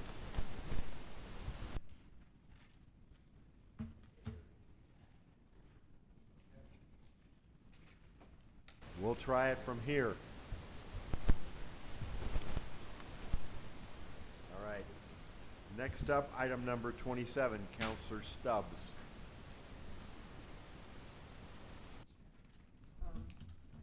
I think I'm having trouble with my mic. And Councilor Roebuck has to turn it on every time. Thank you. Mr. Mayor, at Mayor Kentai's recommendation, no, am I doing that right? You want only one at a time? Go ahead and put them both out there and we'll act on one at a time. Well, then I have to make a motion for one at a time. Okay. Okay. Oh, okay. Mayor Kentai has recommended for the Roswell Public Library Board of Trustees, Melissa, and Janice Donahue. So with that recommendation, I move to approve Melissa Lokes for position 6 on the Roswell Public Library Board of Trustees. Ms. Call, why don't you, we have a motion by Councilor Stubbs and a second by Councilor Henderson. Why don't you go ahead and walk us through these appointments? Okay. Thank you, council members. The Roswell Public Library, they have 2 4-year terms, 7 members, and there's 2 positions open right now. One is for Melissa Lux, and the other one is for Janice Donahue. And Councilor Stubbs stole my thunder, so I don't have anything else. We didn't rehearse this. So, council, first up item, the first item up is for position 6. The nominee is Melissa Laux. Any questions or comments on this nomination? Councilor Roebuck. Just a quick question. Are these renewals or are these new members? The renewals. Thank you. Is that right? Any other questions or comments? Melissa is a renewal and Janice is new. That's right. Yes. Thank you. But we're on Melissa Laux first. Correct. So And we're if you- just acting on one at this point, councilors. So on the nomination of Ms. Laux, a yes or aye approves her appointment to the board. A no or nay rejects. This will be a voice vote. You can activate your vote box on this one. So a yes or aye approves, a no or nay rejects. All those in favor signify by saying aye. Aye. Any opposed, please say nay. Seeing none, hearing none, passed unanimously. Councilor Stubbs. At Mayor Kentai's recommendation, I move to approve Janice Donahue for position 7 on the Roswell Public Library Board of Trustees. Now, we cannot use the automated system for this second vote. So I have a motion by Counselor Stubbs. Do I have a second? I have a second by Counselor Moore for the nomination of Janice Donahue. Any discussion on this nomination?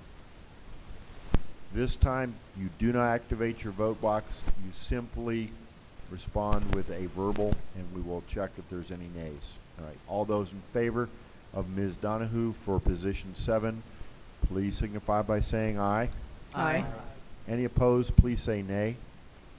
Hearing none, passes unanimously 9-0. Thank you.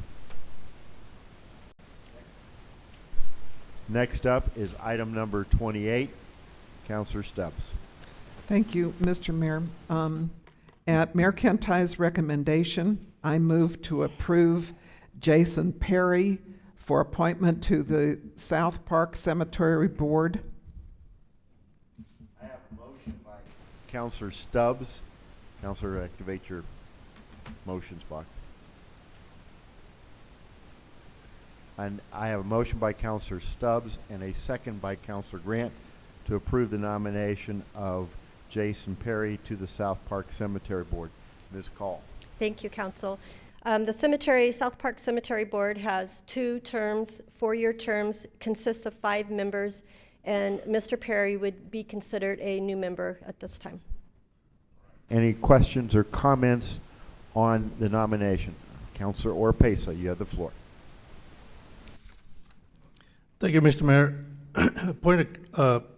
Just a clarification. It was my understanding that this position that he is applying for was Mr. Trujillo's position. Correct. Yes. So was Mr. Trujillo's position considered a new one? He had termed out. Mr. Trujillo, if I remember correctly, Mr. Trujillo was not eligible to apply again because you can only run 2 consecutive terms. Okay.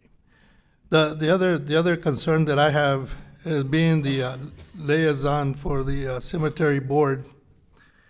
I was there when the discussion was made or happened concerning Mr. Perry, and with all due respect to Mr. Perry,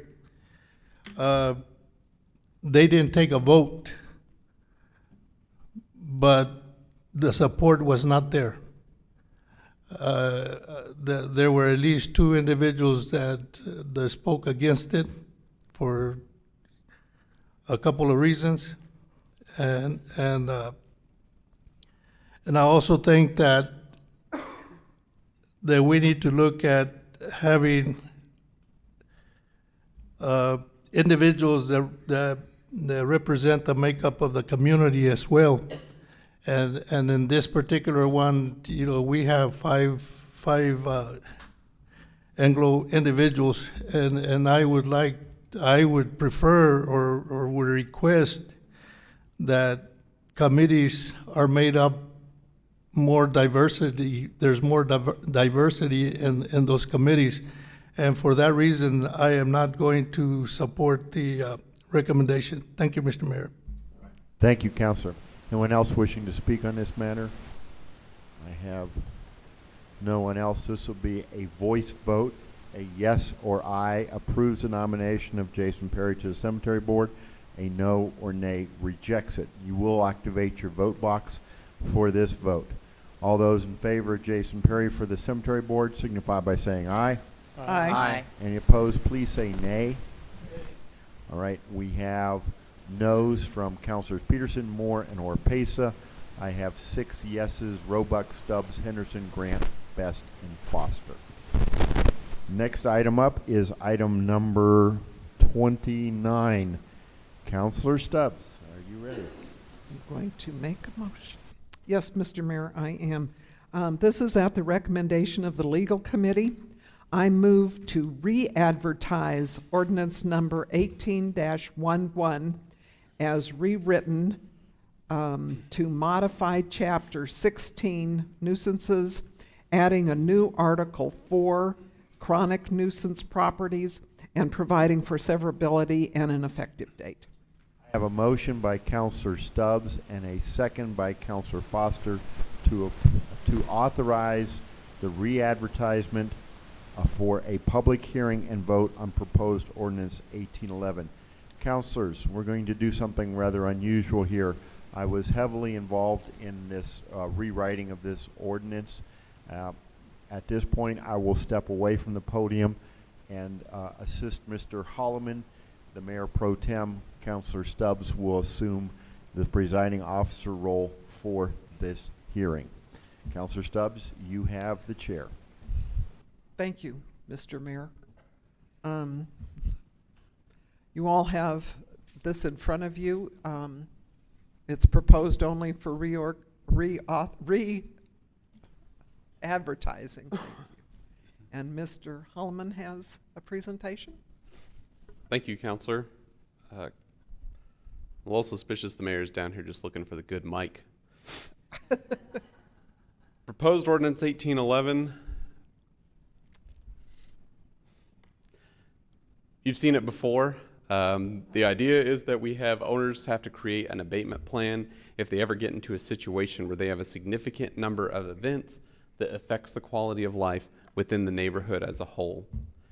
This was last presented to council on April 2nd. Since that time, significant changes have been made, largely with the assistance of the mayor.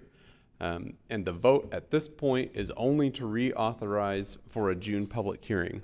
While Ordinance 1811 has been advertised for a public hearing, given the number of changes and how long it has been since that original advertisement, we're asking it to be re-advertised for a full hearing in June.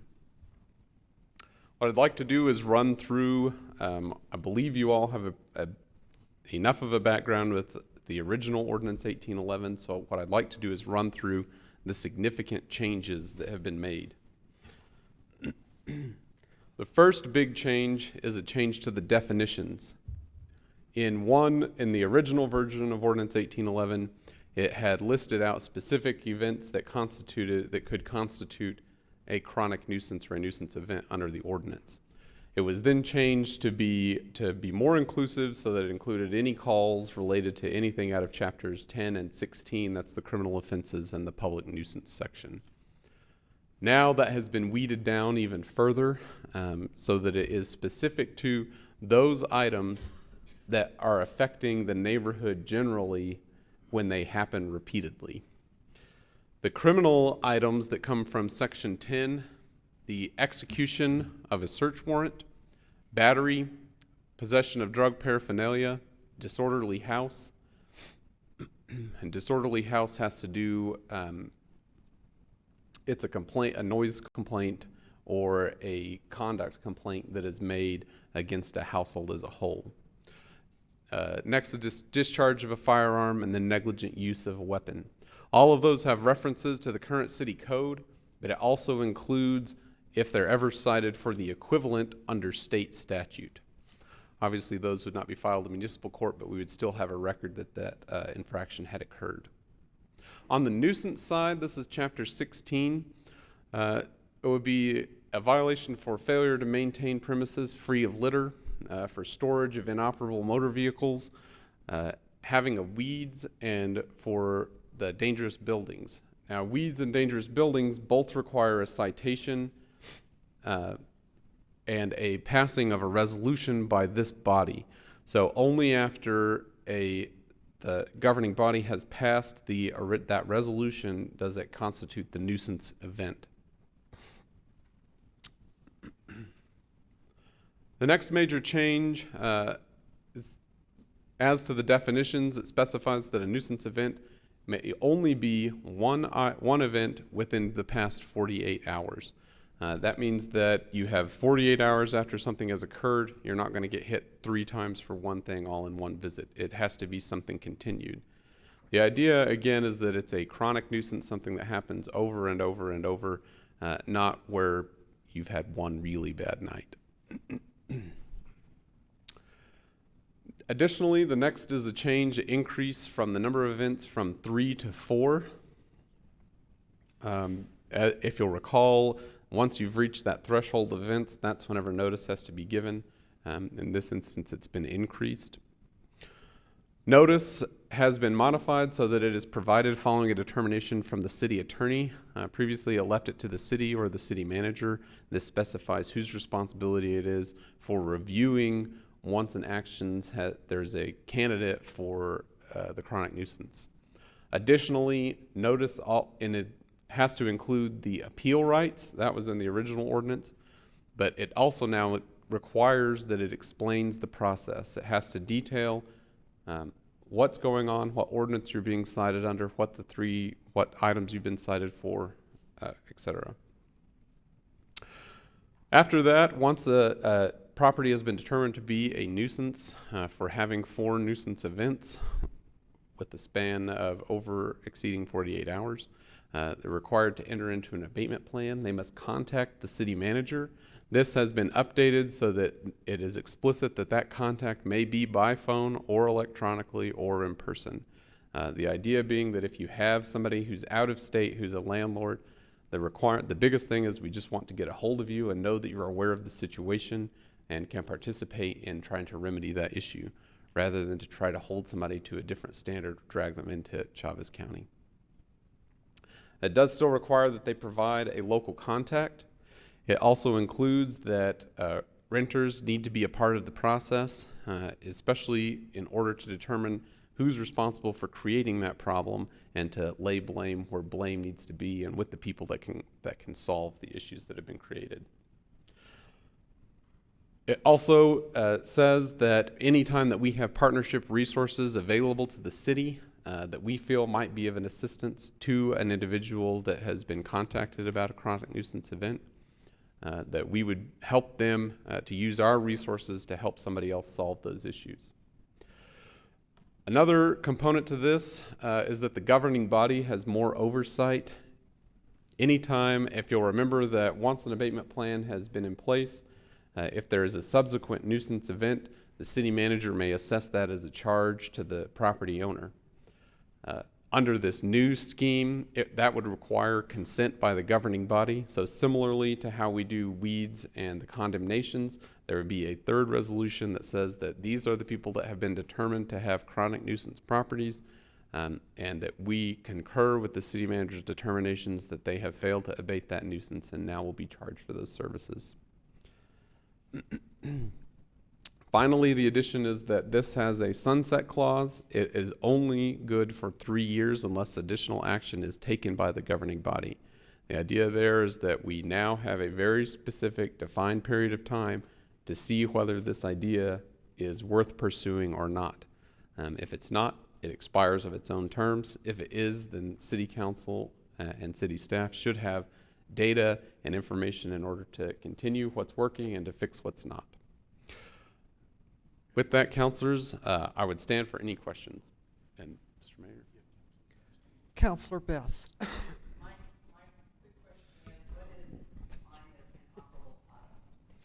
That's in our current current ordinances. That's 16-36.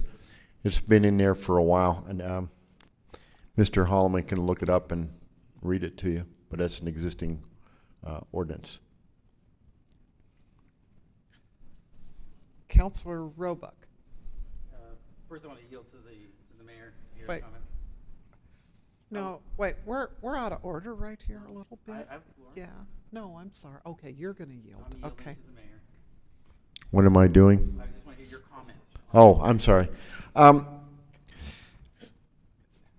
I stepped into the role on this one, which is not a normal. Oh, I thought this was getting feedback, which is not normal. I did this because I heard the comments from a number of you regarding the frustration you expressed. You liked the overall concept, but you had serious concerns about due process and appropriateness. There's some built-in features here. What are the triggering events? The triggering events consist of search warrants being one. It's a new category. But I will point out to you, a search warrant happens when an independent judge makes the determination that there is specific evidence that there is a specific probable cause, that there is specific evidence of a specific crime at a specific location. In other words, this is not a decision by staff or bureaucrats. This is an independent judicial official. Secondly, on the criminal ordinances listed under Section 10, they do not count as a triggering event unless the individual has been found guilty in magistrate or municipal court. Once again, the independent magistrate entity makes that determination. On the nuisance, in particular weeds and the structures that are dilapidated or dangerous, you're limited, or they're limited to only one of those in a 6-month period. This was a common comment was, well, we keep sending somebody out and they get noticed for weeds 3 times and suddenly we pull them in. No, you will get 1 per season on the weeds and one time on the dilapidated or dangerous structure. Furthermore, it does not count unless the governing body votes to approve it. And finally, I would offer the key point being that the governing body here is the final approving entity.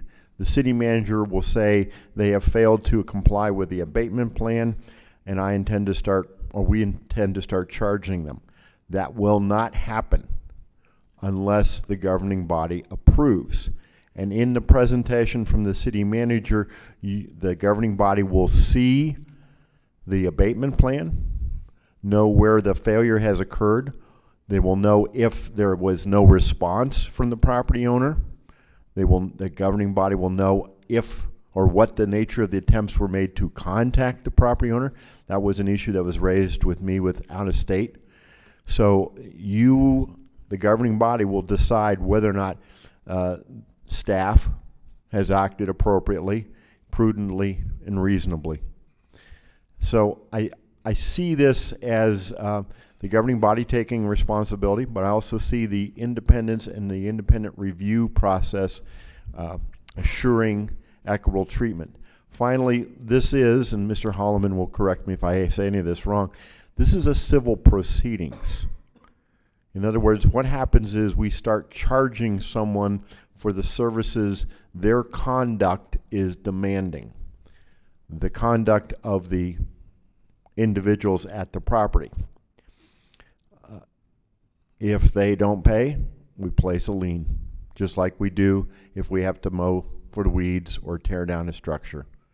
This is not a criminal offense. This is a civil matter where the city recoups the costs of providing the services to keep the neighborhood safe.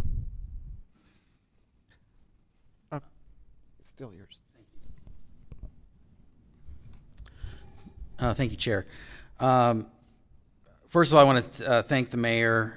This has been a really thing that the police have asked for this, the enforcement people have asked for this, and when we had a hard time getting to this point, I feel like that we're really close. And to be honest, I never thought that I'd be able to support something like this, but certainly you guys have been very creative in coming up with some really great ways to give this thing power, but at the same time provide the checks and balances we need so it's not abused. So I appreciate all the work that you've done to kind of get this to a place where I feel like it's really close to what it needs to be to be able to be voted on. And obviously we'll do amendments and stuff like that whenever we actually have the hearing. But I just wanted to, again, appreciate your work on this, and I really hope that we get this done so that we can help out those neighborhoods that need this most. I yield. Thank you. Okay, Councilor Henderson. Thank you, Mayor Pro Tem. Thank you, Councilor. Mayor, I too appreciate your work on this, and I am going to vote for it. There's some things that I don't like. I wanted like 2 events to trigger rather than 4 events, so I think, in my opinion, we just kick the can down the road and cause additional staff time. I'm not sure I agree with the sunset. I think that we can always we'll always come back for an amendment if we feel like that an ordinance isn't right. And then I'm not sure that I agree with the consent by the governing body. I think that if they've gone through the ringer on all of this and it's been proven that there's crime, then I don't think it should be thrown back to us for a political vote. I think it just should stand on its own merits. But I'm going to vote for it. Thank you, Councillor Henderson. Councillor Foster. Thank you, Mayor Pro Tem. And I just wanted to reiterate what I said at the at our committee meeting. I did not think that this was possible because I didn't think I would be comfortable with this ordinance until I actually went through this one and was very comfortable that I don't think that it can be a tool for middle management to end up misusing. So I think that I'm very comfortable with it, and I think that we can really work with it, and it will do what we needed and give the police the extra tool that they needed. So I thank you for your work. Councillor Arpesa. Thank you, Madam Pro Tem.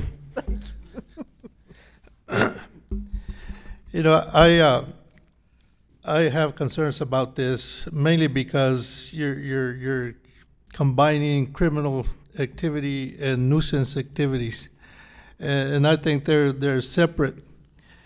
And my desire would be that because we have been at it for such a long time, that we leave it alone because we have policy right now. That would be my personal opinion, that we just disregard the whole thing because we have been at it for such a long time, almost 2 years. But I do have a lot of concerns with the policy the way it is written right now. Thank you. Is there any other counselor wishing to speak? Madam Mayor? Yes, sir. If I could just follow up to Councilor Best's request, Certainly. I have that definition. The inoperable vehicle is an abandoned, wrecked, dismantled, inoperative, or partially dismantled vehicle. And within that ordinance, it does allow somebody to apply for a permit if they're working on a vehicle to restore it. But the idea is that you can't have a yard full of vehicles that don't work. And if I'm not mistaken, it only applies to vehicles in the front yard or side yard visible from the street. If it's in the rear or enclosed within a fence or within the garage, it does not count. That's right. Okay, I think it needs to be stronger, but okay. Like, way stronger. Thank you. Okay. If I may speak as a counselor right now, is why I'm staying here, is to be able to do that and to vote. But I think it's important to recognize that the only offenses, I guess is the only word I can think of, that are included in this proposed ordinance are those that go through municipal court, therefore being misdemeanors, as opposed to, when you think of a I'm sorry, Councilor Arpesa, criminal offense. I think that's a little harsh to think about this because it's only those that go through municipal court and are considered misdemeanors. So are we. This is very odd. The mayor, I think for the record, is speaking as Citizen Kentai as opposed to Mayor Kentai, and he was given more than 3 minutes because of Councilor Roebuck's yield to him. Thank you. So, thank you. I mean, I don't know if it was planned or not. So if there's no further discussion from council, we have a motion on the floor to advertise for the ordinance number 18-11 nuisance properties. So we're going to do a voice vote, I guess, because this is only a proposal. And again, if you will activate your thing when you vote. Box. All those in favor, please signify by saying aye. Aye. Opposed, no? Okay, the motion, I believe, carries with a vote of 8-1. Thank you, Mr. Mayor. I gladly turn this back to you. Thank you. That was. It wasn't Okay, very am I well back? rehearsed. I don't think I'm getting. Is it coming through?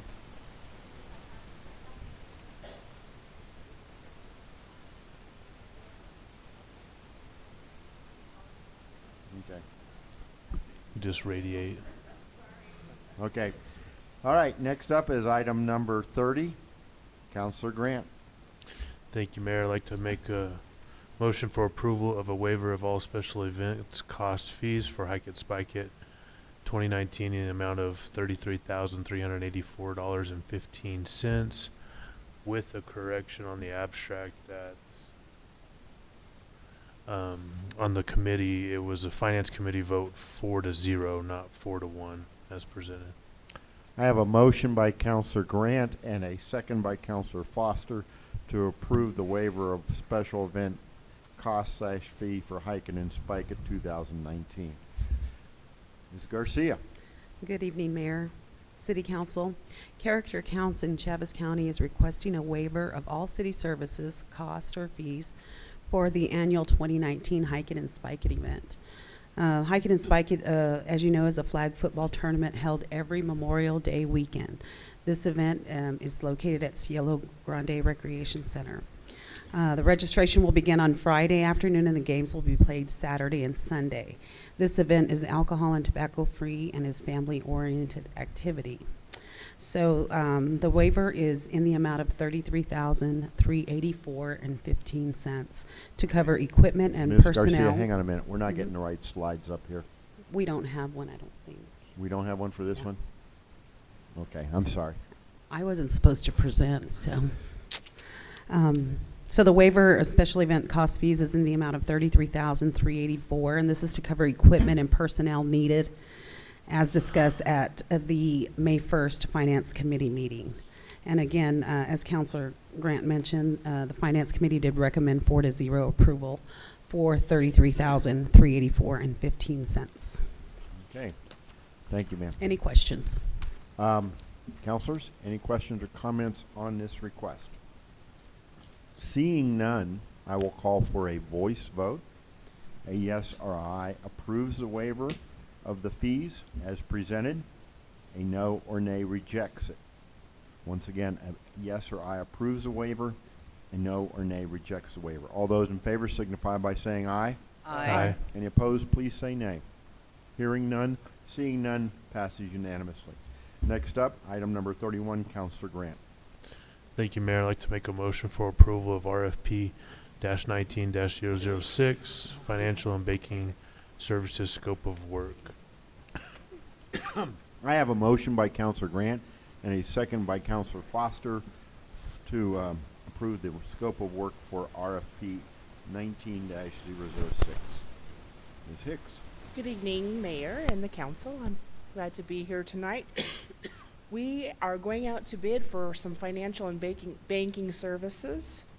The current contract expires in September of this year, and although this doesn't typically cost us any money, it is still something that you must consider.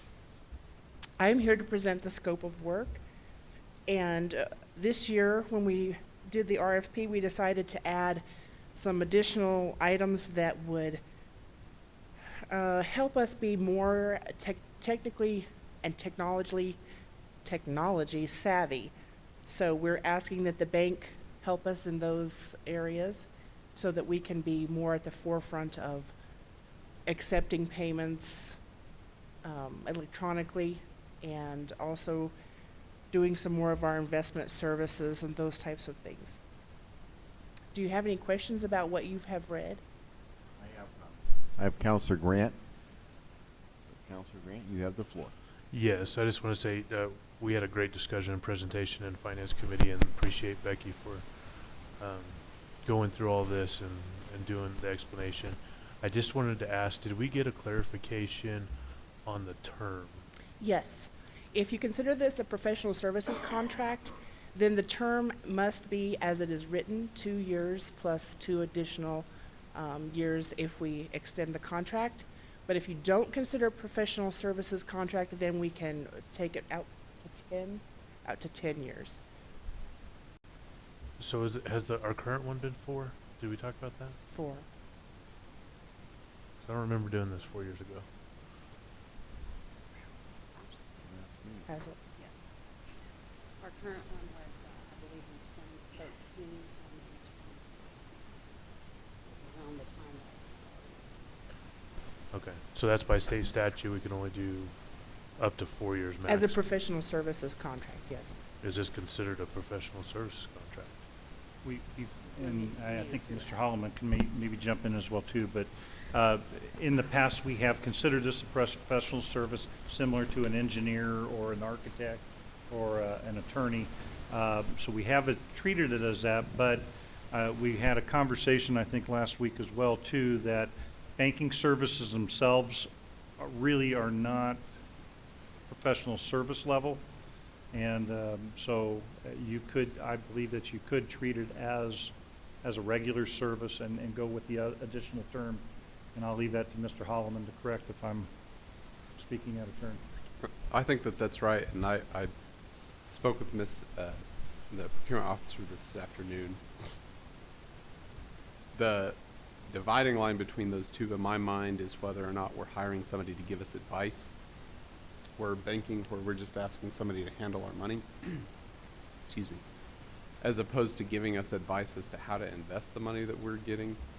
They're really just helping us operate and effectuate our plans instead of advising us as how to move forward.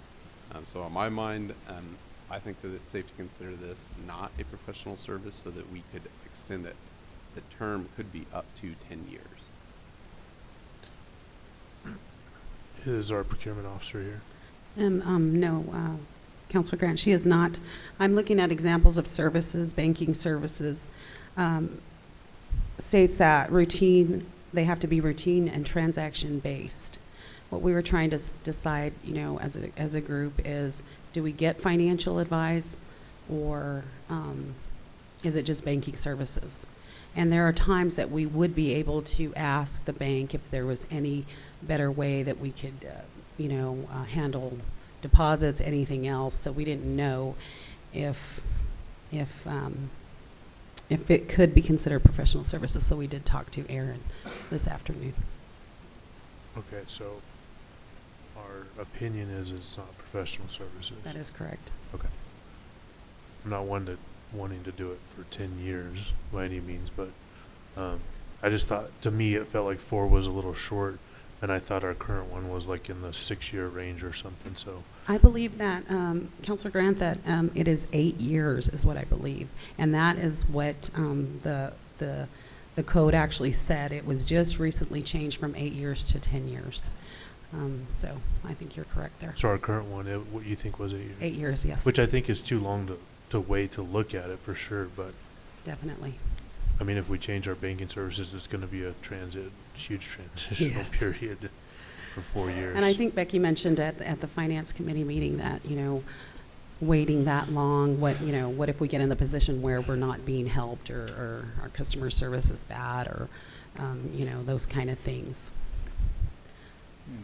Councilor Grant, Happen. I believe one way that you might want to try to tackle that is to do it in 2-year tranches and just extend out the number of renewals on up, and then that way you're at least reviewing it on a 2-year basis. Just allow for Just change a the renewal cursory check and portion everything, to yes. 2 years versus the 1 years as it Correct. reads. Yeah, because with a professional service contract, you can only go up to 4 years. So you could do a 4-year or a 2-year plus a 2 additional. You can only go up to the 4 years. And so since we can go longer, I believe that with the finance department and everything, we like that 2-year just check and review, and if everything looks good, we move on forward. So I would just recommend maybe keeping with the 2-year terms, but extend them out to the length of whatever is acceptable to you. Sure, and I believe the RFP does state 2 years and 1 year, and 2 additional 1-year commitments if needed. But we do want to make sure that we are reviewing our bank services on at least every 2 years, so that we make sure, like Becky stated, that we are technologically savvy and that we're continuing to grow with the city. Mr. Holloman, where is that at that I read? I'm trying to scan through It's this. on page 22, I believe. 184 doesn't exist. 22. In my packet, it's page 184. Oh, I'm sorry. I'm reading it off.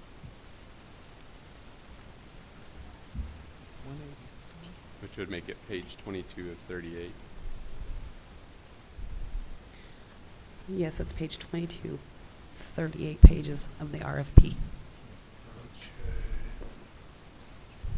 Yeah, okay. General conditions for proposal under letter A. I'll go ahead and make an amendment for it to read a renewal period of, on line 3, annual increments for a renewal period for 2 year, for up to 2 renewals. Hang on, let me, so we're changing the 1 year to a 2 year? That way it allows it, instead of being a 4-year contract maximum, it's 6 years, but we're still reviewing it every 2 years out of those 6 years if it were to stay. All right, counselors, I have a motion before us to amend the RFP. This is on page 22. This is section 3, general conditions for proposal, paragraph A, the 3rd line. Annual increments for renewal period of 2 years. In other words, strike the 1 year, replace it with 2 years for up to 2 renewals. Once again, we strike 1 year, replace it with 2 years with the numeral 2 in the parentheses. Mr. Holloman, are you comfortable with what I just articulated? I am. Ms. Garcia, are you? Yes, I am. Mr. Nebb? Okay, I have a motion by Councilor Grant and a second by Councilor Roebuck to do that amendment. We're now on an amendment to the RFP. Any discussion or debate on this proposed amendment? Councilor Stubbs. This may be my ignorance, Mr. Mayor, but is this actually an RFP when we're going out for services? Like, You want to let someone else answer that? Mr. Holloman, you want to do that? Yeah, wherever we're asking them to provide us a proposal, okay. Your other alternative would be a bid where all we're asking for is a price, or a request for information where we don't have any specifics. We want you to help us develop the specifics. So of those 3, this still fits that model Okay. because they're giving All us all the term. Appreciate that. Thank you, Mr. Mayor. Okay. Always learning. Thank you. Any other comments or questions on the amendment, councilors? On the amendment. I have Councilor Moore. Councilor Moore, you have the floor.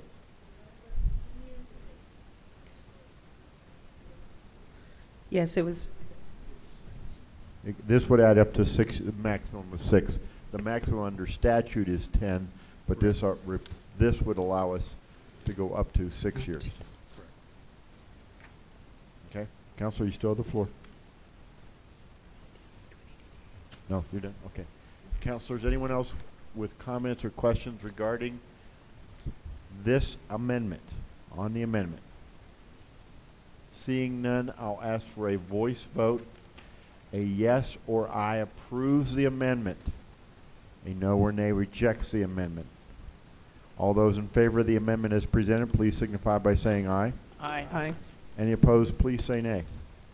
Hearing none, seeing none, the amendment passes unanimously.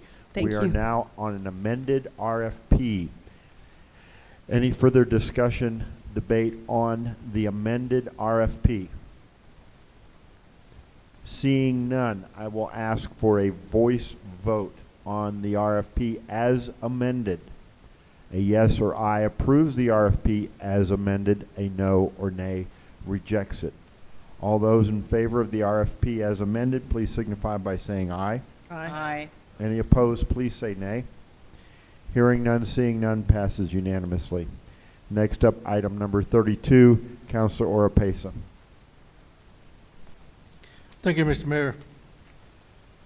Mr. Mayor, based on the recommendation of the Infrastructure Committee, I move to accept donation of Lot 13A Tucker Subdivision Summary Plot for continued drainage use and service by the city of Roswell.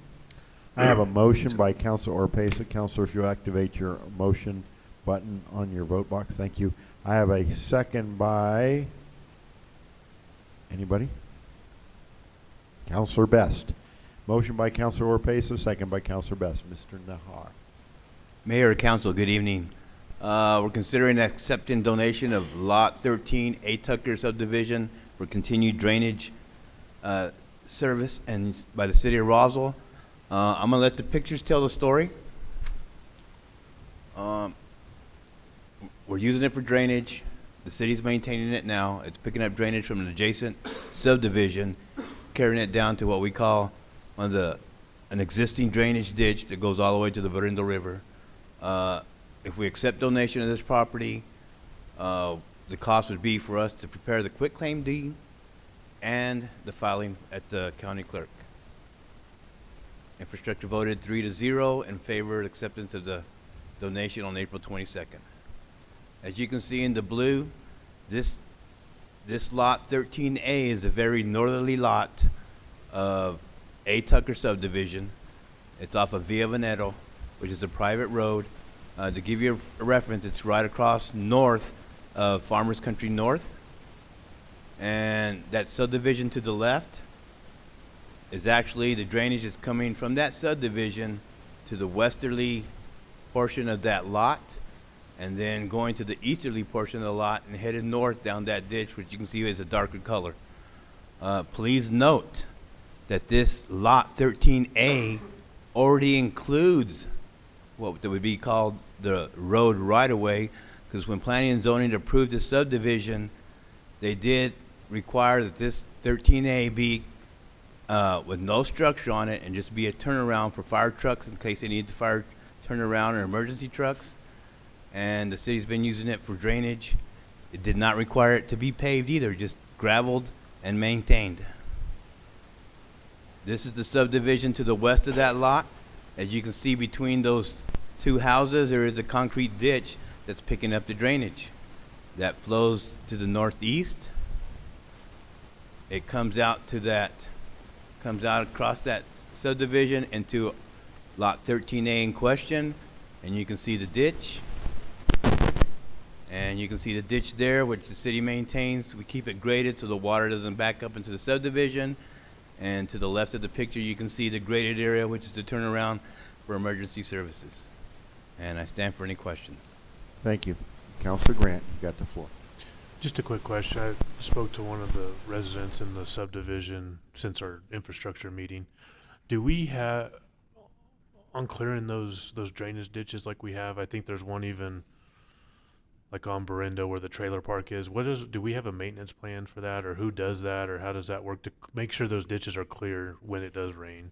Okay, the trailer park probably off of Linda Vista, that's all private.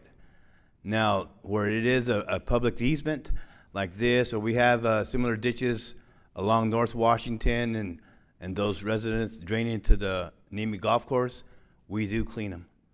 If we get complaints, we'll go in there and we'll send the guys, and those kind of things, we literally have to clean them by hand, or we just flush them with the truck. But we are responsible for keeping them clean. What department does it? Is it Streets Department. Streets Department, okay. And we also get complaints sometimes that the water's ponding, and then we'll call for the mosquito truck to come out and spray the ponds as well. Thank you. All right, thank you. Any other questions or comments, councilors? If not, I will call for a voice vote. A yes or I accept the donation of Lot 13A Tucker subdivision A no or nay rejects the proposed donation. All those in favor of the donation signify by saying aye. Aye. Any opposed, please say nay. Hearing none, seeing none, passes unanimously. Next up, item number 33, Councilor Stubbs. Thank you, Mr. Mayor. I move that the governing body authorizes the city manager to temporarily transfer funds from whichever city account he deems appropriate to cover the costs of repair for Building 72 at the Roswell International Air Center, with the affected account being reimbursed with insurance proceeds once they're received. I have a motion by Councilor Stubbs and a second by Councilor, well, it was Councilor Roebuck. Try it again. Councilor Roebuck. To authorize the transfer of funds. Council, before Mr. Dillon gets into this, well, I'll let Mr. Dillon go first.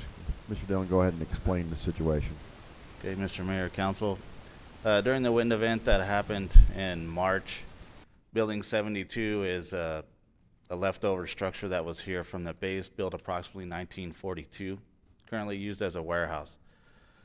This is a street view of the building, was all covered in metal, and during the wind event, the damage is as indicated in these photos. The top roof was peeled back, exposing the deck and the underlayment of that original structure. Luckily, we haven't had any major storms since then to prevent there's nothing to keep the water from penetrating the structure at this point. And with that, I'll leave it up to you.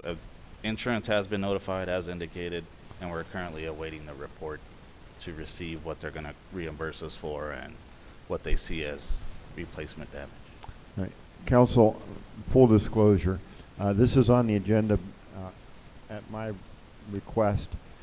Discussed this with Mr. Nebb and Mr. Dillon. One of the concerns we have is the tenant in this building has moved out, is not paying rent because the building is not sound.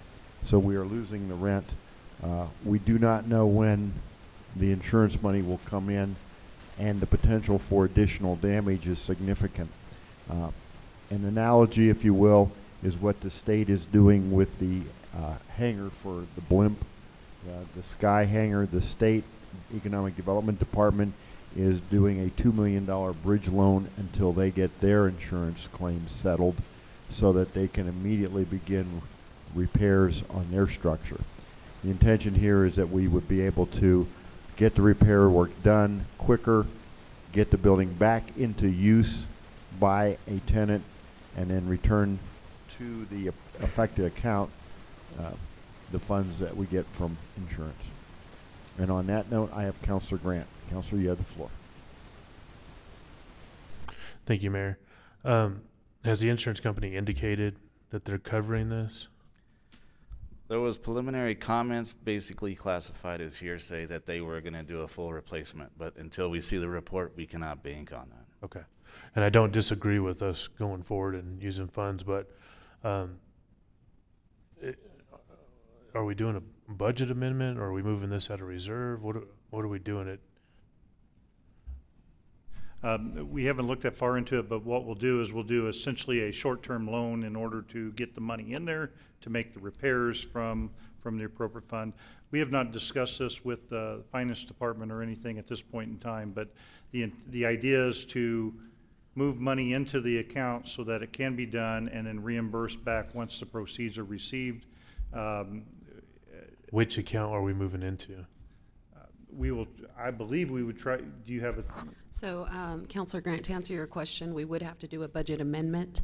If we did use funds out of any, if we went for reserves or anything like that. What we can essentially do is see where we are on revenue right now, and I know the city is up a little bit, so. Well, and that's what I was getting to. Is there a way to do it without having to do a budget amendment, like the reserve at the airport, since it's an airport infrastructure? Yeah, and we can look at that, and of course, we do have the money from the UDAG, which is sitting there as well, too.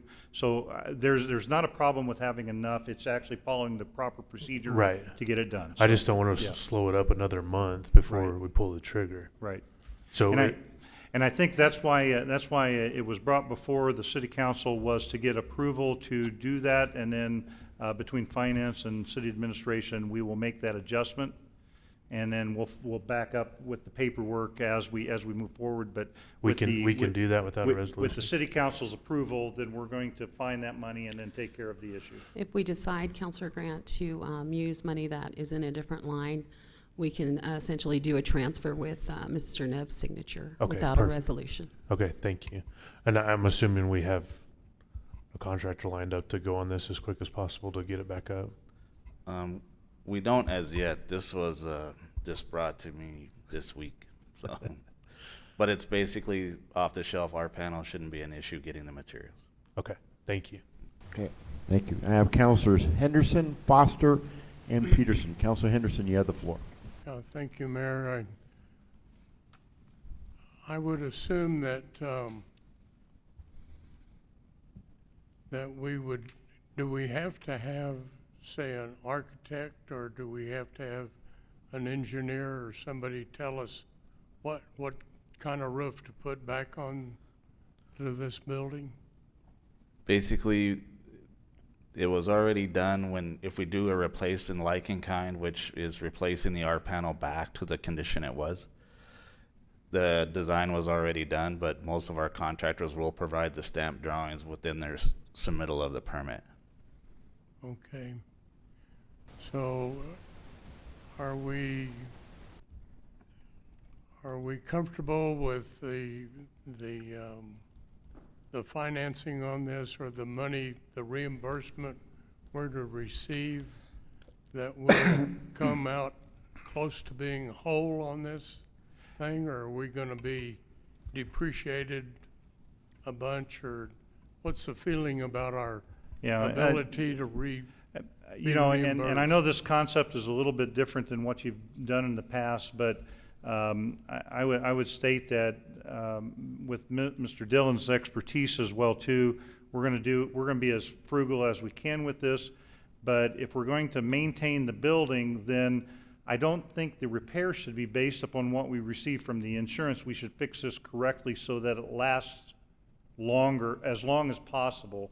And so I know that we would try to finagle that insurance dollars to go as far as they could, but I believe that what we're trying to do here is repair the building correctly as the way we would like to see it, and then have that reinsurance money. We would hope it would be equal, but we just don't know. And I would lean on, I know Mr. Dillon gets a little frustrated because we still have hail damage from 2 years ago. We're still waiting to resolve out with insurance on other buildings, and we want to try to get to these buildings earlier so that we don't have this big delay with that. And so I don't have a really good answer for you, and I don't know if we can.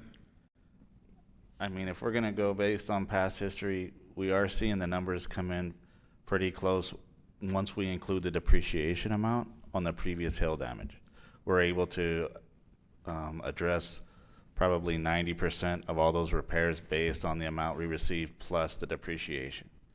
So we feel fairly confident at this point, based on historical data that we've received, that they will more than likely, we will be, pretty close to what it would cost us to replace it once we catch the depreciation.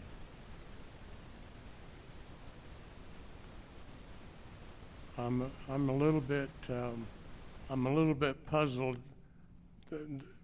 What we're doing here doesn't match up with the staff recommendation, which is to proceed with repairs once insurance funds are received.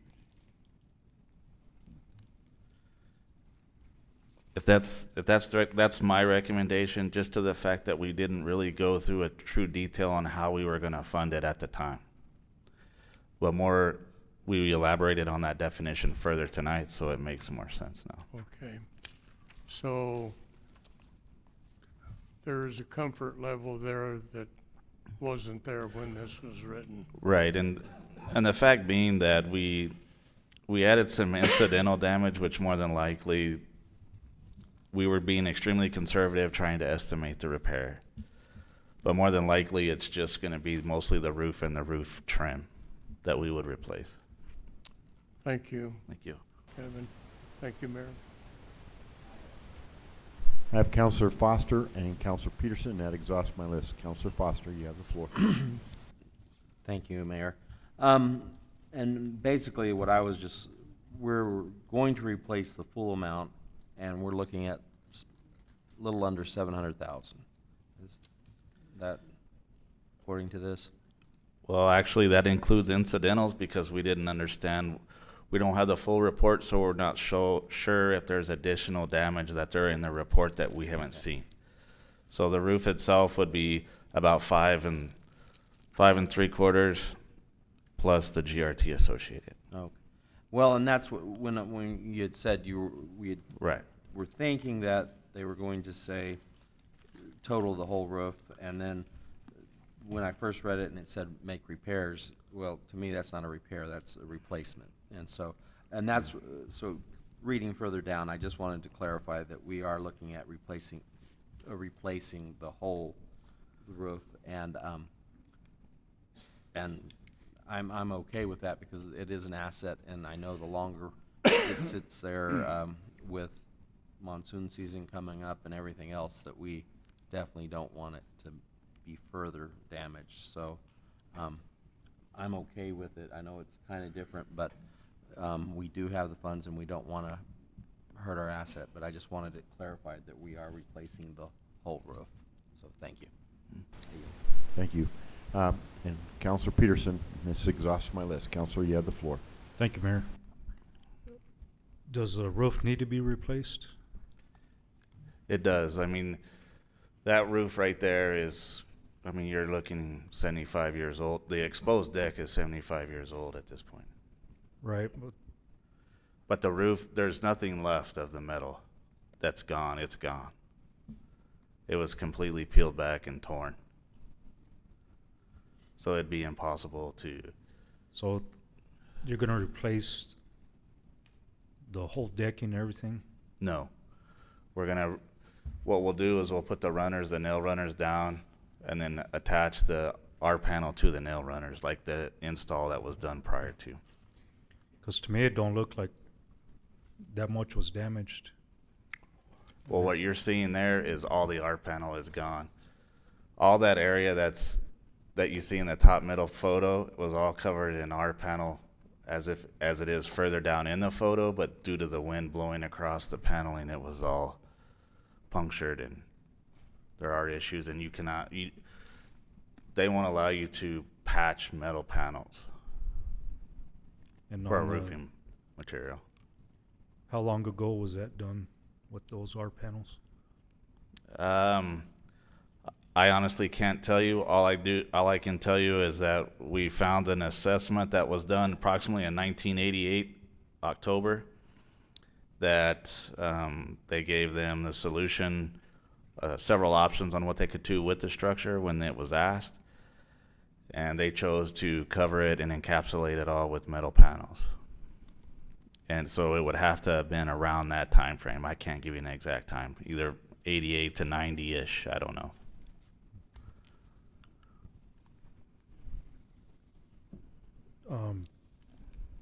Have we inspected the other roofs out there on these other buildings?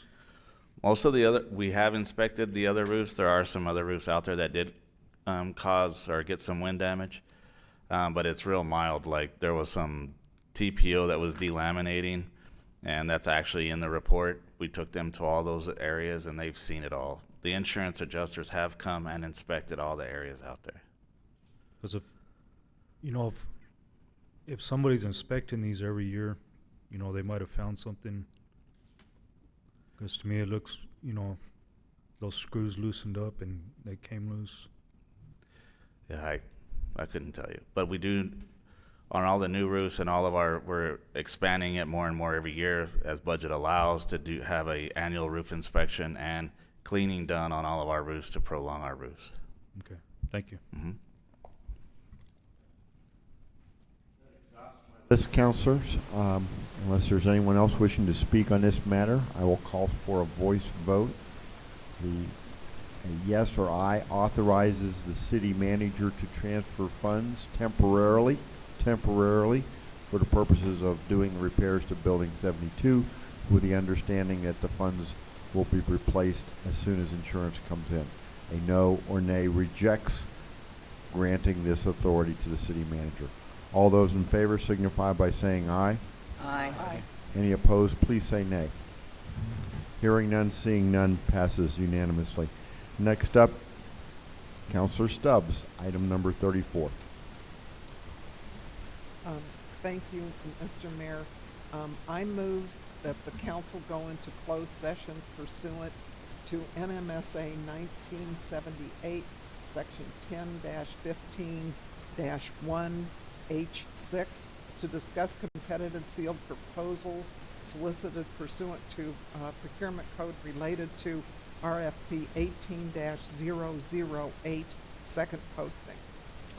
I have a motion by Councilor Stubbs, who will activate her motion button, and a second by, wait a second, Councilor Peterson, try that again. You went away. There you are. And a second by Councilor Peterson to go into closed session for the purposes of discussing solicited proposal under the procurement code. Any questions, comments, discussion on the proposed motion? If not, this is a roll call vote. Councilors, please activate your vote box at the same time you respond to the city clerk. Ms. Call, please call the roll. Counselor Oropesa? Counselor Best? Yes. Counselor Robeck? Yes. Counselor Henderson? Yes. Counselor Peterson? Yes. Counselor Moore? Counselor Foster? Yes. Counselor Stubbs? Yes. Counselor Grant? Yes. Motion passes. All right, councilors, by my clock, it is 8:41. We will go into recess and meet in the room in the back here at 8:50. 850. We are in recess.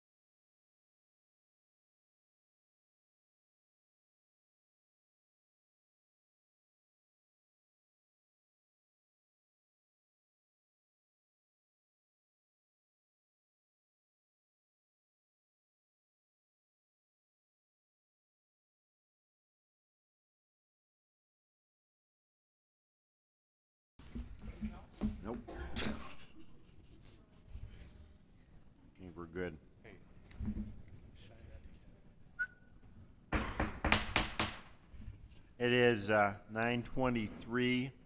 We're back in open session. Counselor Stubbs. Thank you, Mr. Mayor. For the record, City Council is back in open session at 9:23, and we had a closed session pursuant to NMSA 1978, Chapter 10-15-1H6 to discuss competitive sealed proposals solicited pursuant to procurement code related to RFP 18-008, second posting. No action was taken and no votes were taken either. No action was taken, no votes were made. All right. Thank you, Counselor. All right, next up, item number 35, Counselor Stubbs. 35. I don't know. Okay.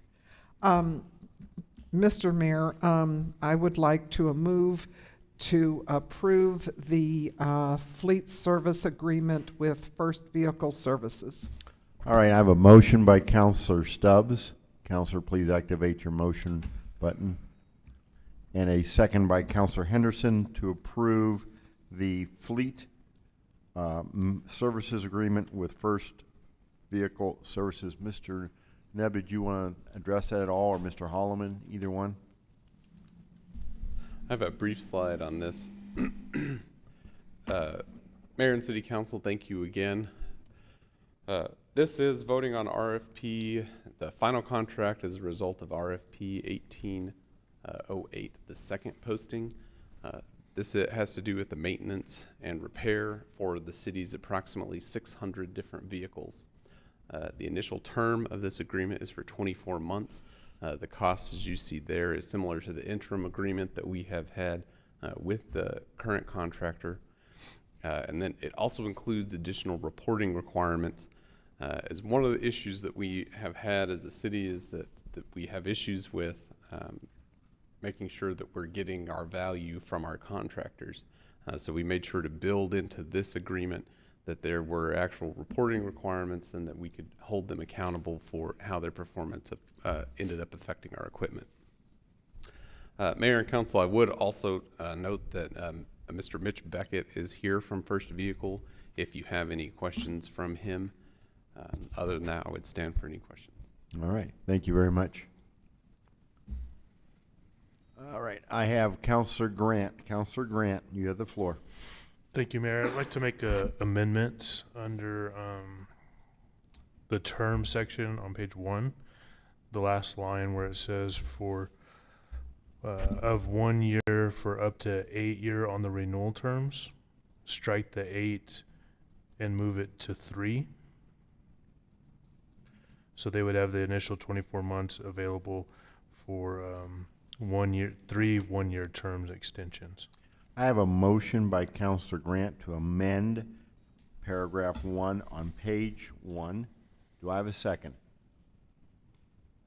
I have a second by Counselor Foster. Okay. To amend the terms of the service. The term would, it's on the last line of the first page under term 1, strike the 8, replace it with a 3, change the numeral 8 within the parentheses to the numeral 3. Any questions or comments on this proposed amendment? Hearing none, seeing none, I will now ask for a voice vote. A yes or aye approves the amendment, a no or nay rejects it. All those in favor signify by saying aye. Aye. Any opposed, say nay. I have 8 yeses and 1 no, the no being Counselor Oropesa. Thank you. Next up, anything else, Counselor Grant? Okay, I have Counselor Roebuck. Counselor Roebuck. Thank you, Mr. Mayor. I would like to offer an amendment. Exhibit 4, paragraph 2, item B. During the second, and I want to add the words, or any subsequent year of the agreement, the rent amount of changing $33,200 to $100,000 is due in 12 monthly installments of changing $2,766.66 to $8,333.33. The reason for my amendment is because that space is extremely valuable to the city for other purposes, and so it is imperative that, as part of this agreement, that we motivate them to get out of that space as quickly as possible. And certainly, it was a part of the RFP. The city specified in the RFP that we had a high value on that, and that's how we scored part of the RFP. Okay, I have a motion by Counselor Roebuck. You want to push them? And a second by Counselor Grant to amend Exhibit 4, Paragraph 2, Subparagraph B. First line, after the word second, inserting the words or any subsequent, then striking the amount 33,200 and replacing it with 100,000. On this next line, striking the 2,766.66, replacing with 8,333.33. Did I get that right, Counselor? Yeah. All right. We have this amendment now on this proposed amendment. Questions or comments on this? Debate? If not, I'll ask for a voice vote. A yes or aye approves the amendment as presented. A no or nay rejects it. All those in favor, please signify by saying aye. Aye. Any opposed, please say nay. I have 8 yeses and 1 no by Councilor Oropesa. Additional, now we have the this proposed contract amended in 2 locations, so we are now on an amended document. Additional comments, questions, or amendments, councilors? If not, I will ask for a voice vote on the fleet services agreement with First Vehicle, First Vehicle Services as amended. A yes or aye approves the agreement as we have amended it.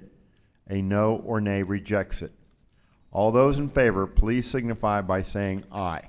Aye. Any opposed, please say nay. Nay. I have a vote of 8-1 with Councilor Grant voting no. Next item, item number 36. Councilor Stubbs, you have it. Oh, I didn't think, do we have a motion?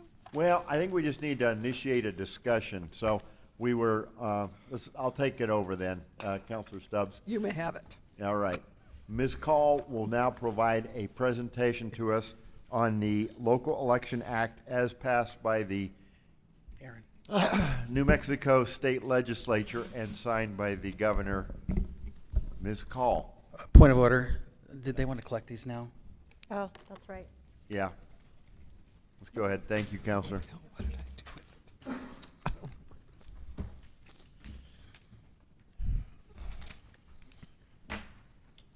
Hang on.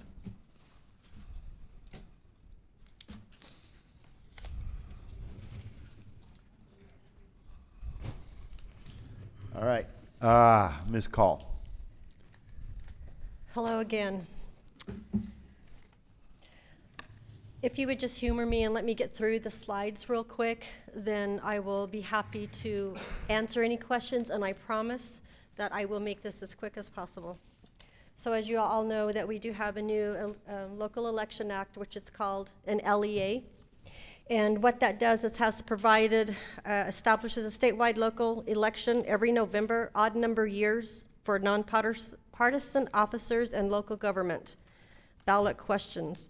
It also establishes a municipal officers election, which is called an MOE now, every March in even numbered years if municipalities do not opt in. I'm trying to hurry. Oh, sorry. I'm not used to doing this, so. Okay, so municipalities only have a choice to opt in or not. No one else does. The school district, everybody else had no choice. They have to. If you choose not to opt in, the local election ballot each November of odd numbered years, the county clerk conducts the election.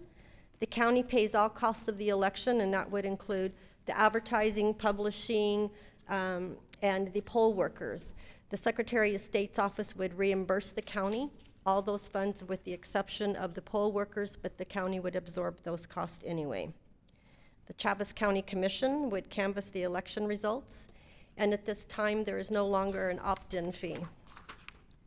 Continuing on, if you should choose to opt in, candidate filing date would be August 27th of this year. Election day would be November 5th, 2019. Campaign financing, that's an unknown right now, we're not sure. It's been rumored that if the municipality were to opt in, that they would still report to the municipal clerk, but we don't know. I do have a list of questions to the Secretary of State, and this is one of those questions that we're waiting for answers on. Continuing on, if the municipality does opt in, the terms will either have to be shortened or lengthened. If your term is due to expire in 2020, if it's shortened, it would expire 12/31/2019. If it was lengthened, it would expire 12/31/2021. If your term's expiring in 22, it would shorten, it'd be 12/31/21. To lengthen, it would be 12/31/23. If you opt in, you would have to stay there for 2 election cycles. You would not be able to opt out at that time. Also, now we're going to change gears a little bit. If the municipality takes no action, what that means is that we will be conducting the municipal officers election, the MOE, and that will can also have ballot questions on there. That would be conducted by me. My duties would be divided between myself, the Secretary of State, and the county clerk's office. The municipality would pay all costs for that MOE. The Chaves County Commission will still canvass the election results.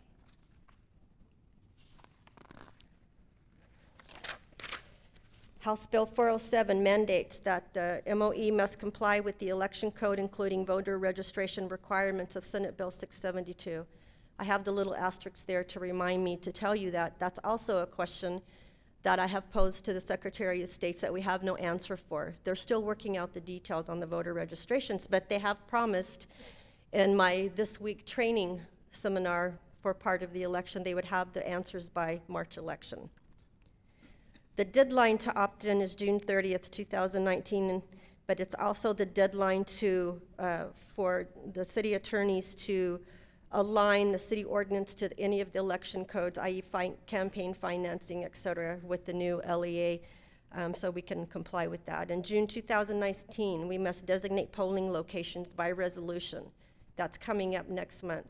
My little asterisk there.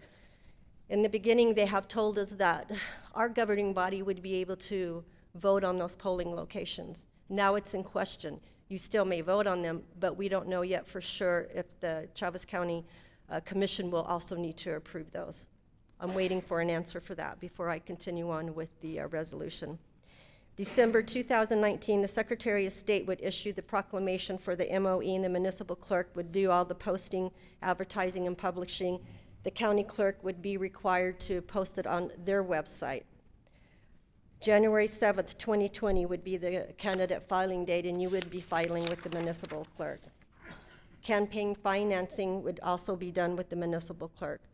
Early voting would begin February 4th through February 29th. That would still remain at City Hall. The time would change from 10 a.m. to 6 p.m., and that would include all Saturdays that City Hall would remain open for that. Election day is March 3rd, 2020. Not before March 27th, 2020, the Secretary of State would now be issuing the election certificates to candidates and certify any questions. My little marks there is that when they repealed the municipal code, that municipal code contained dates that would allow our governing body to have a swearing-in ceremony. You would have to do it within a certain time frame. Those certificates of elections would be administered by me. Now we don't know exactly when we're going to have those. There's no dates in the new election codes telling us exactly when we need to do that. The other thing that would change is that after the new officers are elected, they would not take office till April 1st. So I'm not sure what we would do for our council meeting. So, and that's, you know, that's really all I have to say. Other than I know there's going to be some challenges, but hey, I'm willing if you guys are willing. And I'll have any questions. Councilors, questions, comments for Ms. Call? Councilor Roebuck. I know we've talked about this a little bit with you and with Joe, but I just want to make sure that the staff's recommendation still at this point is to, or the desire from the staff is to not opt in or to do nothing. No. My recommendation is that, you know, it's your decision as an entire governing body, and I will always do 110% at whatever that decision is. In either direction, there's going to be some challenges. And in either direction, those challenges are unknown at this time because we don't have all the answers yet. We're still depending on the Secretary of State to hand those down. So, you know, that's a tough question to answer. Joe, do you have an opinion on this? Do I have an opinion? Yes. Yes. Yeah. Yeah. I know we've all discussed this. What is happening within the legislature and everything is the inherent push to move to a countywide election, and so a lot of the stuff that Ms. Call covered within her presentation are things that we would have done inherently on our own. They've taken those things away from us, so we believe that is going to continue. I know that I think when the legislation was changed last year, we were for remaining with the municipal election. Now that this push has been coming this way, we've altered our stance, and we're more of that middle ground now. We believe that the state is going to continue to push toward a countywide election where we don't have all the local elections. So we believe that we're going to end up there at some point in time. We're comfortable with either way, but we are leaning more, I would say we're probably more in the middle at this point in time because of it. And we're moving toward the opting in. Is that Sure. That politically correct method? I wasn't really looking for a politically correct opinion, but that's yeah, fine. Should have known better than to ask that question. Yeah. Well, then for my stance, then I'm inherently a rebel, so I'm okay with resisting as long as possible, for what it's worth. Thank you, Mayor. All right, I have Councilor Stubbs, Henderson, and Foster. Councilor Stubbs, you have the floor. Thank you, Mr. Mayor. I know this is a cost to the city if we continue to try to run our own elections, but I have several reasons for not opting in, and the first one is that we'll be at the end of the ballot. And I mean, people are tired of a lengthy ballot anyway, and by being there, we'd be on a ballot with either the presidential election or the governor's election. No. This is in the odd year. This is not the even year. That's correct. It would be the odd year. That's true. So it would be. All right, never mind. Gilda, never mind. But I mean, nonetheless, I think it just, I don't know, takes us out of the realm of being the city. I think it's so important that we remain who we are and what we are. As far as the terms are concerned, I think the citizens elected us for a certain period of time, and then the state intends to come in and change those.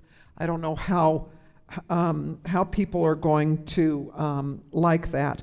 And I think the beauty of what we have now is that it's nonpartisan, and I think if it were to be changed to the November, it has the appearance of being partisan. And I think more than anything right now is that the legislature, as you said, is not through with this, and there's so many unanswered questions. So my concern is if we opt in, what are we opting into? We don't even know at this point. I mean, there's some things, but obviously I think more unanswered questions than answered ones. So I'm opposed to opting in at this point. Thank you. Thank you, Counselor. I have Counselor Henderson and Counselor Foster. That exhausts my list. Counselor Henderson, you have the floor. Thank you, Mayor. I just, I think the question has been answered. I was just going to put you on the spot and ask for your recommendation. But since you're in the middle ground, that looks like a safe place. Thank you. I yield. Counselor Henderson, I'm reminded of one of your great quotes about Bruce King. We won't go into that now. Counselor Foster, you have the floor. Thank you, Mayor. When this first came out, and the idea for me, the education portion of it, I like the fact that all elections will be the second Tuesday in November, and I truly like that, because I do have so many times people have told us, and it had been so confusing because we had our March elections, we had the January or February school board elections, and then we had, and so it gets to a point where people just could not remember when they were supposed to vote and all that. So every November, the second Tuesday in November, if you're voting, which we will be from now on, because we'll have school board and we will have the general elections.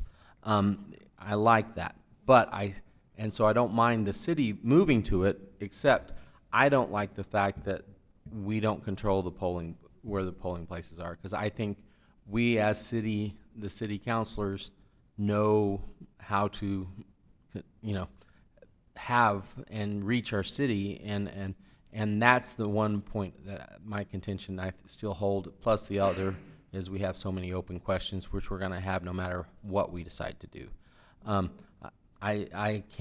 bone of contention with the city having a lame duck from November all the way through January is kind of odd too. I mean, even if us having a lame duck 1 month in March is going to be interesting on what we're going to be doing. I think if those things can be handled, but I still say we have so many other questions that I don't mind us staying on the fence on this one right now. But the education portion, I really do like having the November elections for everybody. But I do think they need to answer some things before we say yeah, or opt in. Thank you. I yield. All right, that exhausts my list. Anyone else wishing to speak on this? I do want to clarify a couple things, and Ms. Call and Mr. Holloman. To opt in, the city would have to pass an ordinance by June 30th? That is correct. An ordinance, council, once again, requires a public hearing. Prior to the public hearing, you must pass a resolution authorizing advertisement. The minimum time period for that is 2 weeks. Mm-hmm. This would at least require at least one special council meeting, if not two special, to comply by the June 30th. Am I correct in that That is assessment? correct. Okay. So if there's anyone on the council who is very interested in opting in, I encourage you to visit with Mr. Holloman at the earliest opportunity. Does that sound reasonable, Mr. Holloman? And get the ball rolling. Otherwise, it simply will not happen. And we will stay with the March. On the March, if we stay with the March election, we are, as Councilor Foster pointed out, facing a lame duck session on March 12th, 2020. And like Councilor Foster says, I am disturbed with that. I don't see any need for it. I don't have a resolution for that because the state legislature in their infinite wisdom have taken the control away from this governing body. And I am not pleased with that. But it is what it is. So unless there's any further questions for Ms. Call, we'll move on to city manager announcements and public participation. We don't have anybody signed up to participate. So Mr. Nebb. Okay, I just have 4 items here to cover. Most of them are scheduling for this upcoming month and everything. I will be out of the office, work-related, from Tuesday, May 14th through May 20th, Monday, May 20th. I'll be back in the office on the 21st. I do have vacation scheduled over Memorial Day weekend, and through that week we're heading up to see family. So there's a couple weeks there that I'll be out of the office. Mike Matthews will handle any of those tough questions that occur while I'm out. Also, Thursday, May 23rd is a special city council meeting to go over the preliminary budget, to get approvals on the preliminary budget. It will run that right after legal. We do have to set a time for that. I believe we're looking at 5:30 just to set it no matter where legal runs, because we can start after the time, we can't start before the time, as we've discussed earlier. So Thursday, May 23rd, we'll be we'll be voting on the preliminary budget. To that end, we have one more cursory meeting to go over the tentative budget. And so we'll be doing that cursory meeting on May 13th. And then on Tuesday, May 14th, we're hoping to have that budget out to all of you for review for 10 days prior to this special meeting. So we have one more cursory meeting that we're going to have on Monday to try to make sure that everything's shored up. All the numbers are in. We are trying to balance out. So we have one more meeting that we're going to try to hold on Monday, and then Tuesday, everybody should be able to receive their budget packets, and that'll give you 10 days to come in, knock on our door, find out some of that background information and everything. So I believe that's better than what we had last year. So, and that's all I had. So, all right. Thank you, sir. Thank you. As noted, we had no one signed up for public participation. Therefore, I have the time now as 9:49, and we are... Mayor, may I just say the flowers are gorgeous, and I can't figure out for sure where they came from. Where did they come from? The out of doors. The out of doors. That's where the flowers grow. Oh, that's... Oh, is that where you were at? But anyway, they're gorgeous, and thank you very much. Just a quick word. All right. Whoa. Councilor Henderson has the floor. Councilor. Thank you. Just for your information, Mayor and Council, I'm on the Budget Committee for the New Mexico Municipal League. We meet Saturdays. That budget is around $2.7 million. Our dues to the Municipal League are based on gross receipts. So when our gross receipts are low, our dues are low. When we're up, well, our dues will be up. But it's a very fair formula. I'm on the board of directors for the Municipal League that will meet June 1st, and at that time there will be some conversation about some of these legal efforts that we're making for our various suits against tax and rev, and so I should have something to maybe share with you after that meeting. So they're moving ahead on some of those litigation, and I think that hopefully the state government will settle with us, but we'll soon find out. Okay. Thank you. Thank you. Anyone else wishing to?